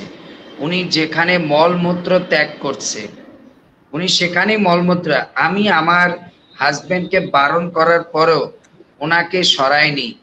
যিনি রোগী তিনিও সরতে চায় না। এমতো অবস্থায় আমি নিজেকে অনেক অপরাধ। আপনার কিছু অপরাধ নেই, কারণ আপনি তাকে প্রচেষ্টা করেছেন কিন্তু সে সরেনি, তাই এতে আপনার কোনো দোষ নেই। ভগবান এটাই বলেছে। এখন বলবেন প্রভু শাস্ত্রে কোনো রেফারেন্স আছে? নিত্যানন্দ প্রভুকে যখন চৈতন্য মহাপ্রভু বলল শুনো শুনো নিত্যানন্দ, শুনো হরিদাস, সর্বত্র আমার আজ্ঞা করো প্রকাশ। নিত্যানন্দ প্রভু বললো, আমি তো প্রকাশ করলাম সবাইকে, হরিনাম করতে বললাম, জপ করতে বললাম, সব করতে বললাম, কিন্তু তারা যদি না করে, চৈতন্য মহাপ্রভু বলছে, তোমার তাতে কোনো দোষ নাই, তোমার কাজ হচ্ছে আমার মেসেজ দেওয়া। এরপর যদি সে না করে, ওটা মায়া যাবে ওর পরে, ওরে ধরে পিটাবে। তা আপনার কাজ হচ্ছে তাকে সদ্বুদ্ধি দেওয়া। যদি সে শুনে ভালো, আর যদি না শুনে তার কপাল সে খাবে, এরপর মায়া ওকে বুঝাবে। ক্লিয়ার? হরে কৃষ্ণ। ধন্যবাদ প্রভু। পরবর্তী প্রশ্ন করেছেন কৃষ্ণ দাস, আপনাকে ধন্যবাদ প্রশ্ন রাখার জন্য। হরে কৃষ্ণ প্রভু, প্রণাম আপনার শ্রী রাতুল চরণ কমলে। আমার একটা ছোট্ট প্রশ্ন ছিল যে আমরা সনাতন না বলে হিন্দু পরিচয় দিই কেন? ভুল হলে ক্ষমা করবেন। কি বলছে? আমার প্রণাম। আমার একটি ছোট্ট প্রশ্ন ছিল যে আমরা সনাতন না বলে হিন্দু পরিচয় দেই কেন? কারণ আমাদের পূর্বজরা আর্য সভ্যতা ছিল। এই আর্যরা সিন্ধু নদীর তীরে বাস করত, বুঝতে পেরেছে? এর জন্য সিন্ধু নদীতে বাস করত বলে তাই তারা সিন্ধুকে হিন্দু হিন্দু, সিন্ধু সিন্ধু থেকে হিন্দু শব্দ এসেছে। দেখুন, আমাদেরকে বঙ্গভূমি কেন বলে? কেন? আমরা বঙ্গ মানে হচ্ছে বঙ্গোপসাগরের তটে যারা বাস করে তাদেরকে কি বলে? বাঙালি বা বঙ্গভূমির লোক, বুঝতে পারছেন? বাঙালি। তো এর জন্য আমাদের আর্য সভ্যতা সিন্ধু নদীর তীরে ছিল, আর তারা সিন্ধু উচ্চারণ করতে পারে না, তারা সিন্ধু সিন্ধু বলতো। যেরকম জাপানিজ, চাইনিজরা হরে বলতে পারে না, তারা বলে কি হলে লামা রাম রাম হরে হরে। এর জন্য তারা হলে বলতে পারে, হরে বলতে পারে না, এর জন্য তাদের অ্যাকসেন্টে প্রবলেম। এর জন্য আমাদের হিন্দু বলে। হিন্দু কোনো ধর্ম না, হিন্দু হচ্ছে একটা মানে শব্দ, বুঝতে পেরেছে? প্রকৃত ধর্ম হচ্ছে সনাতন, ঠিক আছে? মামে বংশ জীবলোক জীবভূত সনাতন।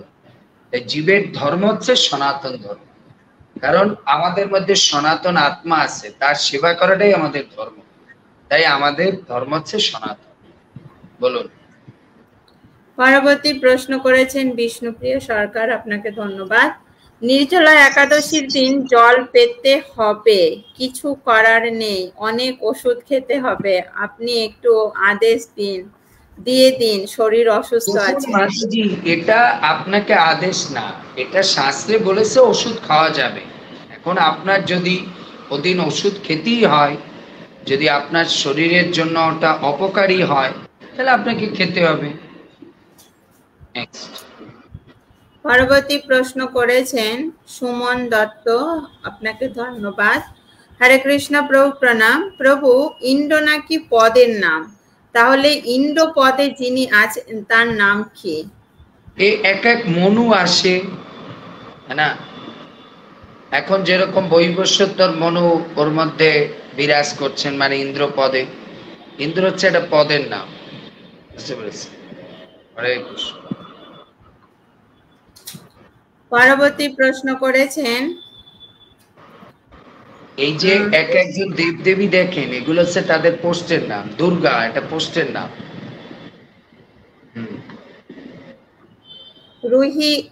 রুহি দাস, আপনাকে ধন্যবাদ। হরে কৃষ্ণ। আমার একটা প্রশ্ন ছিল যে আমি গুরুদেবের কাছে আছি, তো আশ্রিত হই না হই এখনো, কিন্তু আমি একাদশী ব্রত জপ করি।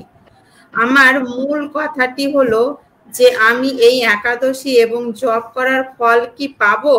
ভুল ত্রুটি হলে ক্ষমা করবেন। অবশ্যই পাবেন, অবশ্যই। একাদশী দীক্ষা শিক্ষা এগুলো প্রয়োজন নেই। আপনি কি করবেন?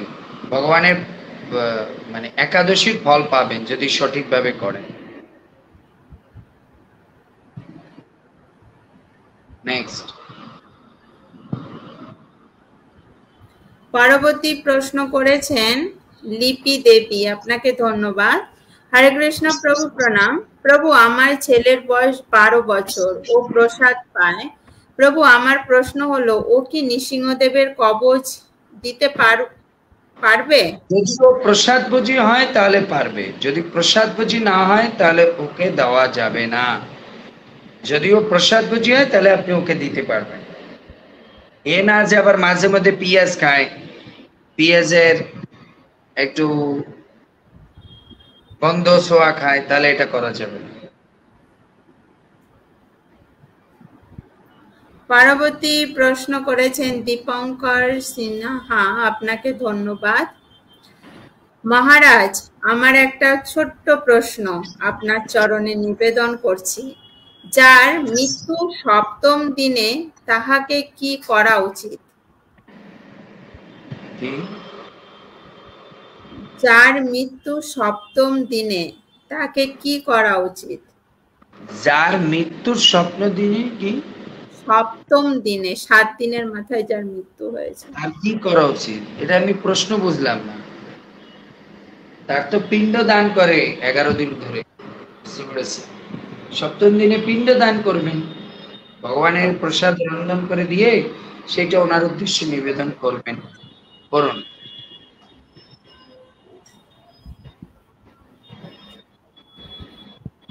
পরবর্তী প্রশ্ন করেছেন ঋতু মণ্ডল, আপনাকে ধন্যবাদ প্রশ্ন রাখার জন্য।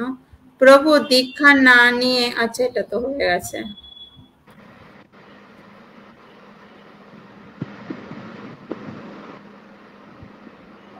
পরবর্তী প্রশ্ন করেছেন উমা মিস্ত্রি, আপনাকে ধন্যবাদ। প্রভু আপনার চরণে প্রণাম।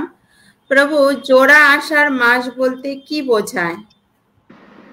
কি জোড়া আষাঢ় মাস বলতে কি বোঝায় আমি বলতে পারবো না।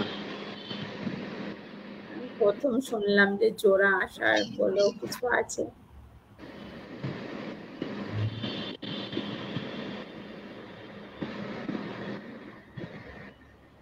মীনাক্ষী দাস, ধন্যবাদ মাতাজি প্রশ্ন রাখার জন্য, আপনার চরণে প্রণাম। হরে কৃষ্ণ, প্রণাম প্রভু। আচ্ছা প্রভু, তুলসী পাতা চয়ন করা যাবে? মানে অম্বাবুচি তাই তো প্রশ্নটা। হ্যাঁ, তুলসী পাতা চয়ন করতে পারবেন, শুধু মাটি খনন করা যাবে না। পরবর্তী প্রশ্ন করেছেন বিষ্ণুদেব দাস, আপনাকে ধন্যবাদ। সংসারের সুখ ও দুঃখ থেকে মুক্তির উপায় কি মহারাজ?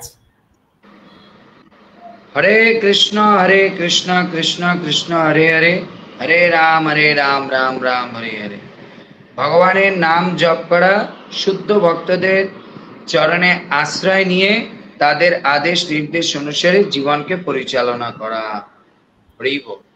হরি বল। ধন্যবাদ প্রভু। তো আমরা সুখ দুঃখের চাবিকাঠি পেয়ে গেলাম হরে কৃষ্ণ মহামন্ত্রের মাধ্যমে। আপনি যদি ভক্ত সঙ্গে হরিনাম করেন, মহাপ্রভু বলছে ভক্ত সঙ্গে হরিনাম এই মাত্র চাই, সংসার জিনিতে আর কোনো বস্তু নাই। পরবর্তী প্রশ্ন করেছেন জয়ন্তী গোস্বামী, আপনাকে ধন্যবাদ। হরে কৃষ্ণ প্রভু, প্রণাম আপনার সেই অতুল চরণ কমলে। প্রভু আমার প্রশ্ন হচ্ছে সাংখ্য জ্ঞান কি? সাংখ্য হচ্ছে আত্মজ্ঞানকে সাংখ্য জ্ঞান বলে। এর জন্য ভগবত গীতায় যে সাংখ্য যোগ, সেটা হচ্ছে আত্মতত্ত্ব জ্ঞান।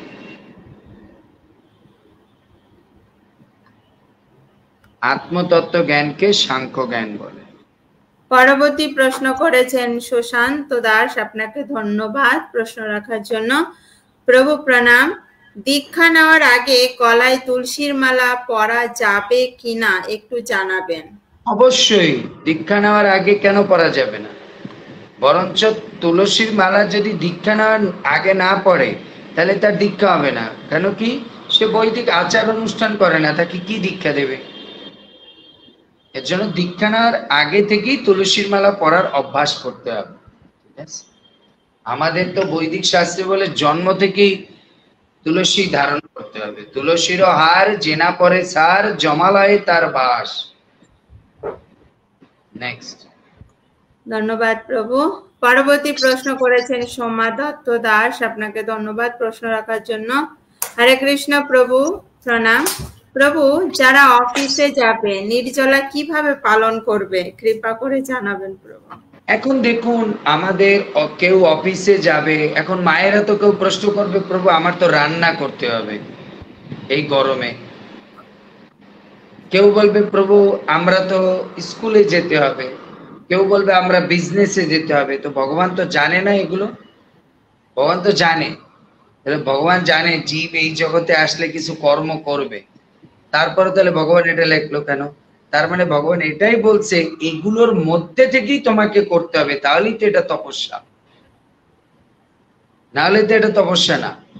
আপনাকে সবকিছু করার মধ্যে থেকে এটা করতে হবে, তাকেই বলে তপস্যা। হ্যাঁ, জীবন মানে কি? সব ছেড়ে ছেড়ে দিয়ে একা বাঁচার নাম জীবন না। কৃষ্ণ অর্জুনকে বুঝিয়েছে সব সমস্যাকে সঙ্গে নিয়ে তার মধ্যে থেকে ভক্তি করার নাম হচ্ছে জীবন বা ভক্তি যোগ। ক্লিয়ার? নেক্সট। পরবর্তী প্রশ্ন করেছেন তাপসী পাল, আপনাকে ধন্যবাদ। প্রভুজি, আনারস ফল কি ভগবানকে নিবেদন করা যায়? কেন যাবে না? অবশ্যই যায়। কেন? ওটা কাটা যুক্ত দেখে ভগবান আনারস পায়। কত ভক্তরা মায়াপুরে ইয়েতে আনারসের চাটনি বানিয়ে দেয় ভগবানকে, বহুত টেস্টি। আনারসের জুস দেয়, তবে তার মধ্যে একটু চিনি মিশিয়ে দেয়। নেক্সট। আচ্ছা,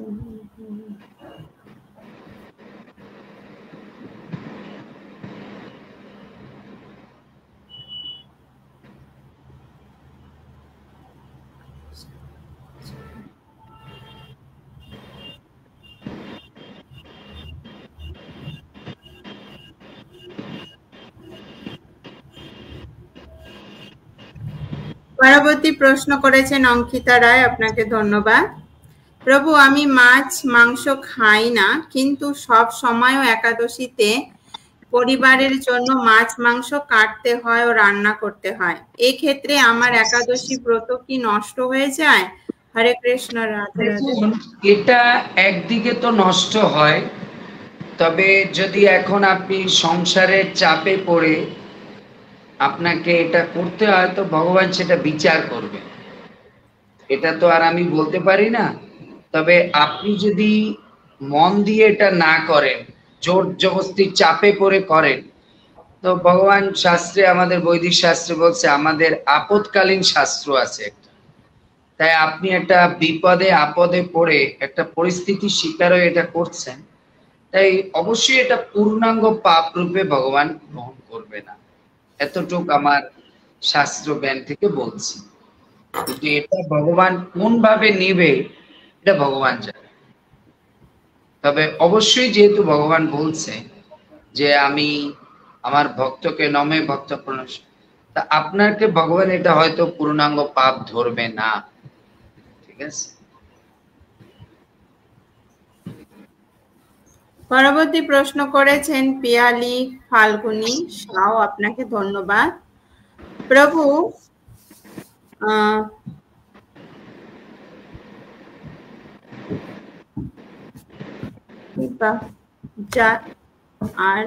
আচ্ছা, বাচ্চারা আর যারা হার্ডওয়ার্ক করে তারা কি? এখানে প্রেমশ্রী রাধিকা মাতাজি একটা প্রশ্ন করেছে না? হ্যাঁ প্রভু, অঙ্কিতা মাতাজির পরে হ্যাঁ করেছেন। আমি আচ্ছা, পিয়ালির প্রশ্নটা আপনি নিয়ে নেন। প্রভু, বাচ্চা আর যারা হার্ডওয়ার্ক করে তারা কি কিছুটা ফল জল নিতে পারবে? প্রভু, হ্যাঁ পারবে। যদি দেখুন, প্রভুপাদ আমাদের এত বড় হার্ড অ্যান্ড ফাস্ট, কেউ যদি মানে প্রকাশ করে ভাই আমি পারবো না এভাবে, তারে আমরা কি করব? জোর করব? সে একটু ফল জল খেয়ে করবে। আমি বারবার বলেছি তপস্যাটা হচ্ছে আপনার নিজের মধ্যে থেকে আসতে হবে, না? এখন যদি কেউ বলে যে আমি পারবো না এভাবে, তাহলে তাকে ফোর্স করে লাভ নেই, তাকে অবশ্যই আপনি ফল জল দেন, সেভাবে সে করবে। আচ্ছা, কোয়েল ঘোষ আপনার কাছে আসছে। আমি প্রথম একাদশী শুরু করব, আশীর্বাদ করবেন, ভালোভাবে করতে পারি। হরি বল। হরে কৃষ্ণ। পরবর্তী প্রশ্ন করেছেন প্রেমশ্রী রাধিকা দাসী, আপনাকে ধন্যবাদ প্রশ্ন রাখার জন্য। হরে কৃষ্ণ প্রভু, প্রণাম নেবেন। আমার একটা প্রশ্ন হলো প্রভু, নির্জলা বলতে আমরা কি বুঝবো? সারাদিন উপবাস থেকে কি সন্ধ্যায় ফল জল নেওয়া যাবে, নাকি একবারে পারণ করার সময় প্রসাদ পেতে হবে? একবারে পালন করার সময় ফল মানে জল প্রসাদ দিতে হবে। পুরো আপনাকে সূর্য উদয় থেকে পরের দিন সূর্য উদয় পর্যন্ত আপনাকে নির্জলা করতে হবে, ঠিক আছে? হরে কৃষ্ণ। পরবর্তী প্রশ্ন করেছেন তো শাস্ত্রে লেখা প্রতিটা একাদশী আমাদের নির্জলা করতে হবে, কিন্তু তারপরও যাক, ভগবান বুঝতে পারছে আমাকে যে কোনো একটা এমফাসাইজ করতে হবে, নাহলে তো সবই জ্বলা করবে। এজন্য ভগবান চিন্তা করছে একটা তো কর নির্জলা, তাহলেও বাকিটার সব ফল পেয়ে যাবে। হ্যাঁ।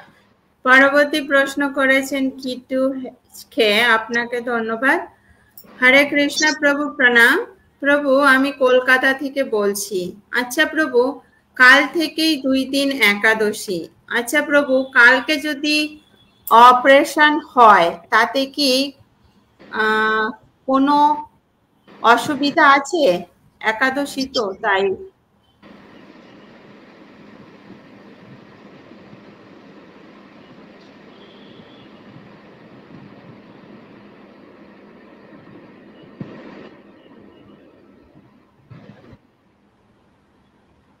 যারা উপস্থিত রয়েছেন আপনাদেরকে অসংখ্য ধন্যবাদ, এত সুন্দর সুন্দর প্রশ্ন রাখছেন। উনি কি বলেছে কালকে কি? উনি বলছেন যে কাল থেকে 2 দিন পর্যন্ত তো একাদশী, তো কালকে কি ওনার অপারেশন, মানে কালকে যদি অপারেশন হয় তাতে কি কোনো অসুবিধা আছে?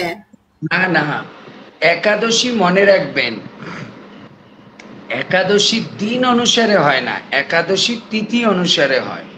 তাই যে তিথিটা ব্রহ্ম মুহূর্তকে টাচ করে একাদশী হয়েছে, সেই দিনটাকেই একাদশী মানা হবে।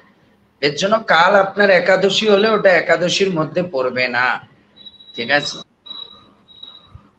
তাহলে তো আমাদের প্রশ্ন রাখতে হবে, কালকে একাদশী ধরুন 10টায় লাগবে, পরশু দিন 10টায় সেরে যাবে, তাহলে আপনাকে তো ওইভাবে একাদশী করতে হবে না।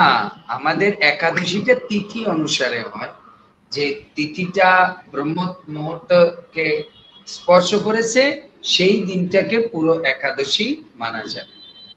যে দিনটার একাদশীটা ব্রহ্ম মুহূর্তকে টাচ করে শুরু হয়েছে। নেক্সট। আচ্ছা, উনি আবার জিজ্ঞাসা করছেন একাদশী কাল কি? কে বলছে উনি? কৃষ্ণদাস কি প্রশ্ন করছে? আমার প্রশ্ন জগন্নাথ কি কিতু এসকে কাল একাদশী, কাল কি কোনো অপারেশন তো হয়ে গেছে? একাদশী কালকে না, পরশু। হ্যাঁ বলুন। কৃষ্ণদাস বলছেন হরে কৃষ্ণ, সকল ভক্তের চরণে আমার প্রণাম। জগন্নাথ বলদেব সুভদ্রা মহারানীর মহা স্নান যাত্রা অংশগ্রহণ করার জন্য বিশেষ, আচ্ছা, বাংলাদেশ, ঢাকা, বারাণসী, আচ্ছা সবাই যাবেন, ঢাকার নামহট্টে স্নান যাত্রা হবে, নিমন্ত্রণ দিচ্ছেন কৃষ্ণদাস প্রভু, ধন্যবাদ নিমন্ত্রণ দেওয়ার জন্য। পরবর্তী প্রশ্ন করেছেন ওং নমো ভগবতে বাসুদেবায়। হরে কৃষ্ণ প্রভু, প্রণাম। নৃসিংহদেবের কবচ আমরা কেন পড়ি, এবং আমরা তো তুলসীর মালা পরে আছি, স্বয়ং তুলসী দেবী রক্ষক, তাহলে কেন আমরা নৃসিংহ কবচ পড়ি? তুলসী দেবী আমাদের ভক্তি দান করে, কিন্তু কোন জায়গায় লেখা নেই তুলসী দেবী ভক্তিকে রক্ষা করে, বাট নৃসিংহদেব ভক্তিকে রক্ষা করে। প্রহ্লাদের মধ্যে ভক্তি ছিল, এর জন্যই কি করেছে, নৃসিংহদেব তাকে রক্ষা করেছে। তুলসী পড়লে আপনার ভক্তি হবে, কিন্তু ভক্তিকে রক্ষা করবে কে? আমি একটু উদাহরণ দিই, তাহলে আপনি এটা বলবেন, উত্তর দিয়েন। গাছ লাগালে গাছটা বড় হবে, কিন্তু এমন কোন জায়গায় লেখা নেই যে গাছ লাগালে গাছ তার নিজেকে রক্ষা করবে। রক্ষা করবে, আবার বেড়া দিতে হবে, বেড়া রক্ষা করবে। এর জন্য তুলসী আমাদেরকে ভক্তি বৃদ্ধি করবে, কিন্তু ভক্তিটাকে প্রিজার্ভ করবে কে? যাতে কোনো আগাছা, কোনো অপরাধ, কোনো কিছু শত্রুতা যাতে ভক্তিটাকে নষ্ট না করে, সেটা হচ্ছে নরসিংহদেব। এর জন্য আমরা তুলসী করব। এটা আপনি পড়লে পড়তেও পারেন, না পড়লে, দেখুন এটা কোনো জায়গায় বাউন্ড করা হয়নি যে আপনি নৃসিংহ কবচ পড়তেই হবে, এটা কোনো জায়গায় বাউন্ড করা হয়নি। অনেক ভক্ত আছে এটা পড়ে না, এটা হচ্ছে আপনার একটা ভাব যে ভাই আমি নৃসিংহদেবের কৃপা চাই। আপনি তুলসী মালা শুধু পড়তে পারেন, আপনার যদি এতটাই ভগবানের প্রতি ইয়ে থাকে তা আপনি তুলসীর মালা পড়লেও হয়ে যাবে শুধু। নেক্সট পরবর্তী প্রশ্ন করেছেন সঞ্জয় দত্ত, আপনাকে ধন্যবাদ। প্রভু সোমবার একাদশী না মঙ্গলবার একাদশী? আমি তো জানি না আপনি কোন জায়গা থেকে বলছেন, আমি কি করে বলবো? যদি ভারত বাংলাদেশে হন তাহলে 18 তারিখ একাদশী, পরশুদিন। পরবর্তী প্রশ্ন করেছেন শান্তনু, আপনাকে ধন্যবাদ। প্রভু মায়া কি যদি একটু বলেন? মায়া হচ্ছে যা নয়, বুঝতে পেরেছেন? যা নয় তাকে আপনি নিজের মনে করেন, বা আপনি যা নয় তাই যদি আপনাকে মনে করেন, তাহলে ধরুন আপনি একজন সিম্পল বধূ, এখন যদি আপনি যদি মনে করেন আমি মিস ইন্ডিয়া, এটাই মায়া। পরবর্তী প্রশ্ন করেছেন রোহিত শর্মা, আমার বাড়ি, আমার গাড়ি, এগুলো হচ্ছে মায়া। কারণ আপনার বাড়িও না, আপনার গাড়িও না, কারণ আপনি কোনো কিছু নিয়ে আসেন। তারপর রোহিত শর্মা পরবর্তী প্রশ্ন করেছেন, ধন্যবাদ প্রশ্ন করার জন্য। হরে কৃষ্ণ প্রভু, প্রণাম নেবেন। প্রভু তুলসীর মালা পরে কি আমিষ আহার করা যায়? আমার এখনো দীক্ষা হয়নি প্রভু, প্রণাম। এটা বিলকুল করা যাবে না, এটা শাস্ত্রিক না। তুলসীর মালা পরে কখনো আমিষ আহার করা যায়? আপনি বলুন, আপনি বলুন। তুলসী হচ্ছে একজন শুদ্ধা, তাই সেই শুদ্ধা তুলসীকে দেহে ধারণ করে আমরা যদি আমিষ আহার গ্রহণ করি তাহলে এটা জঘন্যতম একটা অপরাধ, বুঝতে পেরেছেন? এটা আমাদের করা উচিত না। আপনি ধীরে ধীরে যখন মানে সাত্বিক আহার গ্রহণ করবেন তখনই তুলসী মালা গ্রহণ করাটা শ্রেয়।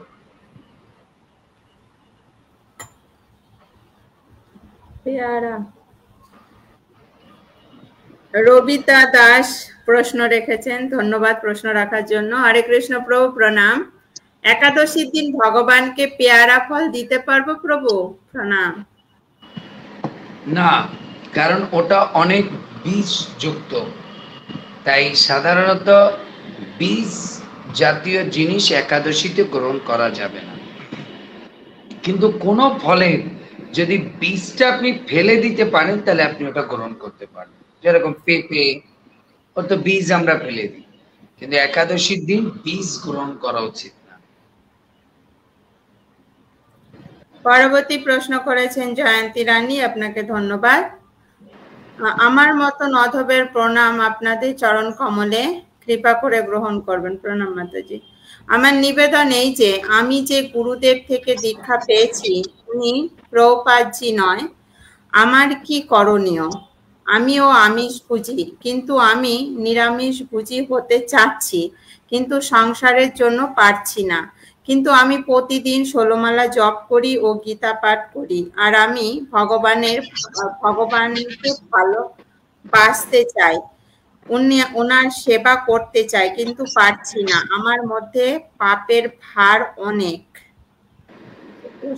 আপনি প্রতিদিন ভগবান শ্রীকৃষ্ণের নাম জপ করেন, প্রতিদিন আপনি গীতা ভাগবত পাঠ করেন, একাদশীটা করেন, বাস এতটুকু করেন, এর চেয়ে বেশি চিন্তা করবেন না। আপনি প্রতিদিন কিছু সংখ্যক মালা আপনি মালায় জপ করুন, আপনি প্রতিদিন গীতা পাঠ করুন, প্রতিদিন আপনি তুলসীতে জল দিন, তুলসী পরিক্রমা করুন, আর প্রতিদিন আপনি কি বলে জপ করুন, ঠিক আছে? বাকিটা পরে চিন্তা করবেন। কারণ একবারে আপনি নবীন স্তরের স্টুডেন্ট, একবারে যদি সব শোনেন তাহলে আপনি কিছু মনে রাখতে পারবেন না। এই যে কয়টা বলেছি সেই কয়টা আপনি করেন, জপ করুন, একাদশী করুন, শাস্ত্র অধ্যয়ন করুন, আর সাধু সঙ্গ করার চেষ্টা করুন, তাদের মুখ থেকে হরিকথা শোনার চেষ্টা করুন, এটা আপনার জীবনে মঙ্গল হবে। তারপর পরবর্তী প্রশ্ন করেছেন কৃষ্ণ কার্তিক রয়, আপনাকে ধন্যবাদ। হরে কৃষ্ণা, হে কৃষ্ণ করুণা সিন্ধু দীনবন্ধু জগৎপথে গোপেশ গোপিকা কান্ত রাধা কান্ত নমস্তুতে।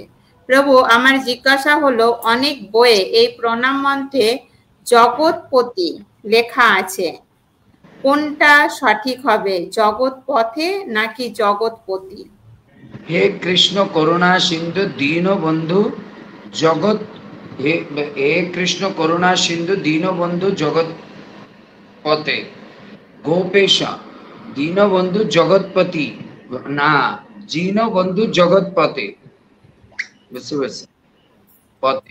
হে কৃষ্ণ করুণা সিন্ধু দীনবন্ধু জগৎপথে, তার মানে এই জগতের পথে না, যিনি একমাত্র দীনবন্ধু রূপে যাকে পাওয়া যায় সেই কৃষ্ণের উনি প্রার্থনা করছেন, জগৎপতি না।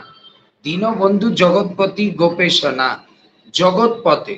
তার মানে এই জগতে একমাত্র দীনবন্ধু করুণা সিন্ধু সে হচ্ছে কৃষ্ণ, জগৎ পথে হচ্ছে রাইট। ধন্যবাদ প্রভু, আমরা জানলাম জগৎ পথে হচ্ছে কারেক্ট।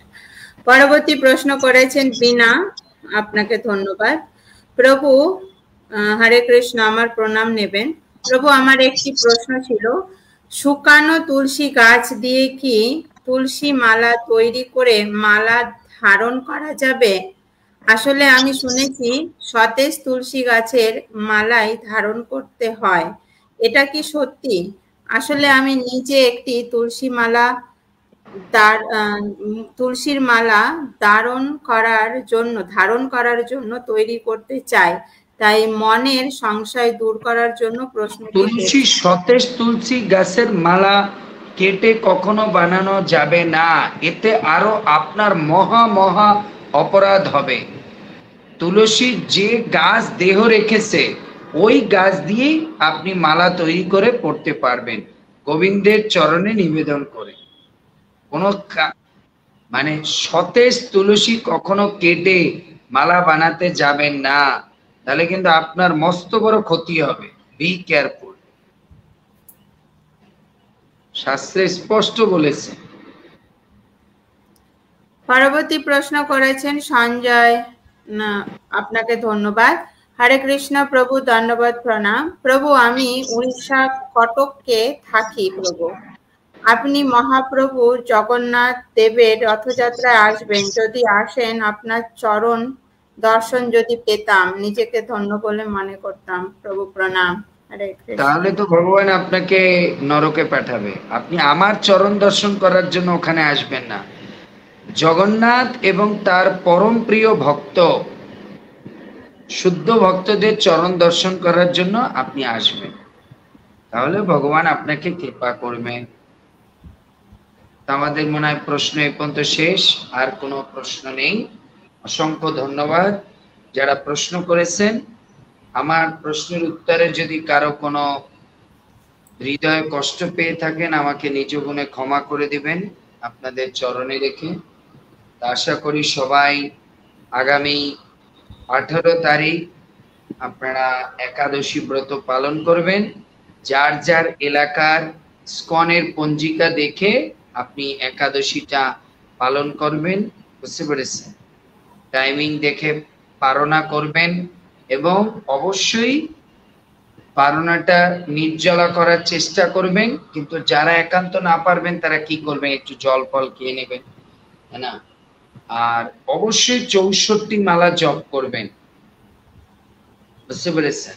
সেদিন ভাগবত অধ্যয়ন করবেন। আর যারা নির্জলা করবেন তাদের একটা আমার অনুরোধ রইল, আপনারা রাত্রি জাগরণ করবেন। যেহেতু আপনি এটা এত কষ্ট করে তপস্যা করে নির্জলা করবেন, এর জন্য আপনি কি করবেন, মানে রাত্রি জাগরণ করবেন, এবং পরের দিন স্নান করে উপবাস করে টরে ভগবানকে প্রসাদ দিয়ে সেটা ব্রাহ্মণ বৈষ্ণবকে পাইয়ে তারপর আপনি পাবেন।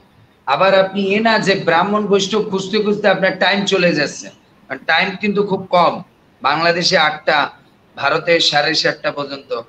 এর জন্য টাইমটা দেখবেন, ঠিক আছে? এর মধ্যে আপনি প্রসাদ পেয়ে নেবেন এক দানা হলেও, তারপর না হয় আপনি ব্রাহ্মণ বৈষ্ণবকে প্রসাদ পেয়ে পূর্ণভাবে পেট ভরে খেলেন, ঠিক আছে? তো টাইমিংয়ের মধ্যে প্রসাদটা পেয়ে নেবেন, ঠিক আছে? আর ব্রাহ্মণ বৈষ্ণবদেরকে দান দক্ষিণা করবেন, এটা আপনার জন্য মঙ্গল হবে। রাধিকা প্রেমশ্রী দাসী প্রশ্ন রেখেছেন, গুরুদেব কি সরাসরি প্রশ্ন, গুরুদেবকে কি সরাসরি প্রমাণ করব নাকি কোন দিক রেখে? সোজা হয়ে সরাসরি। কৌশলা রানী লিখেছেন, একাদশীর দিন থালা বাসন ধোয়া, ডিম সাবান হাউস করা কি ইউজ করা যায়?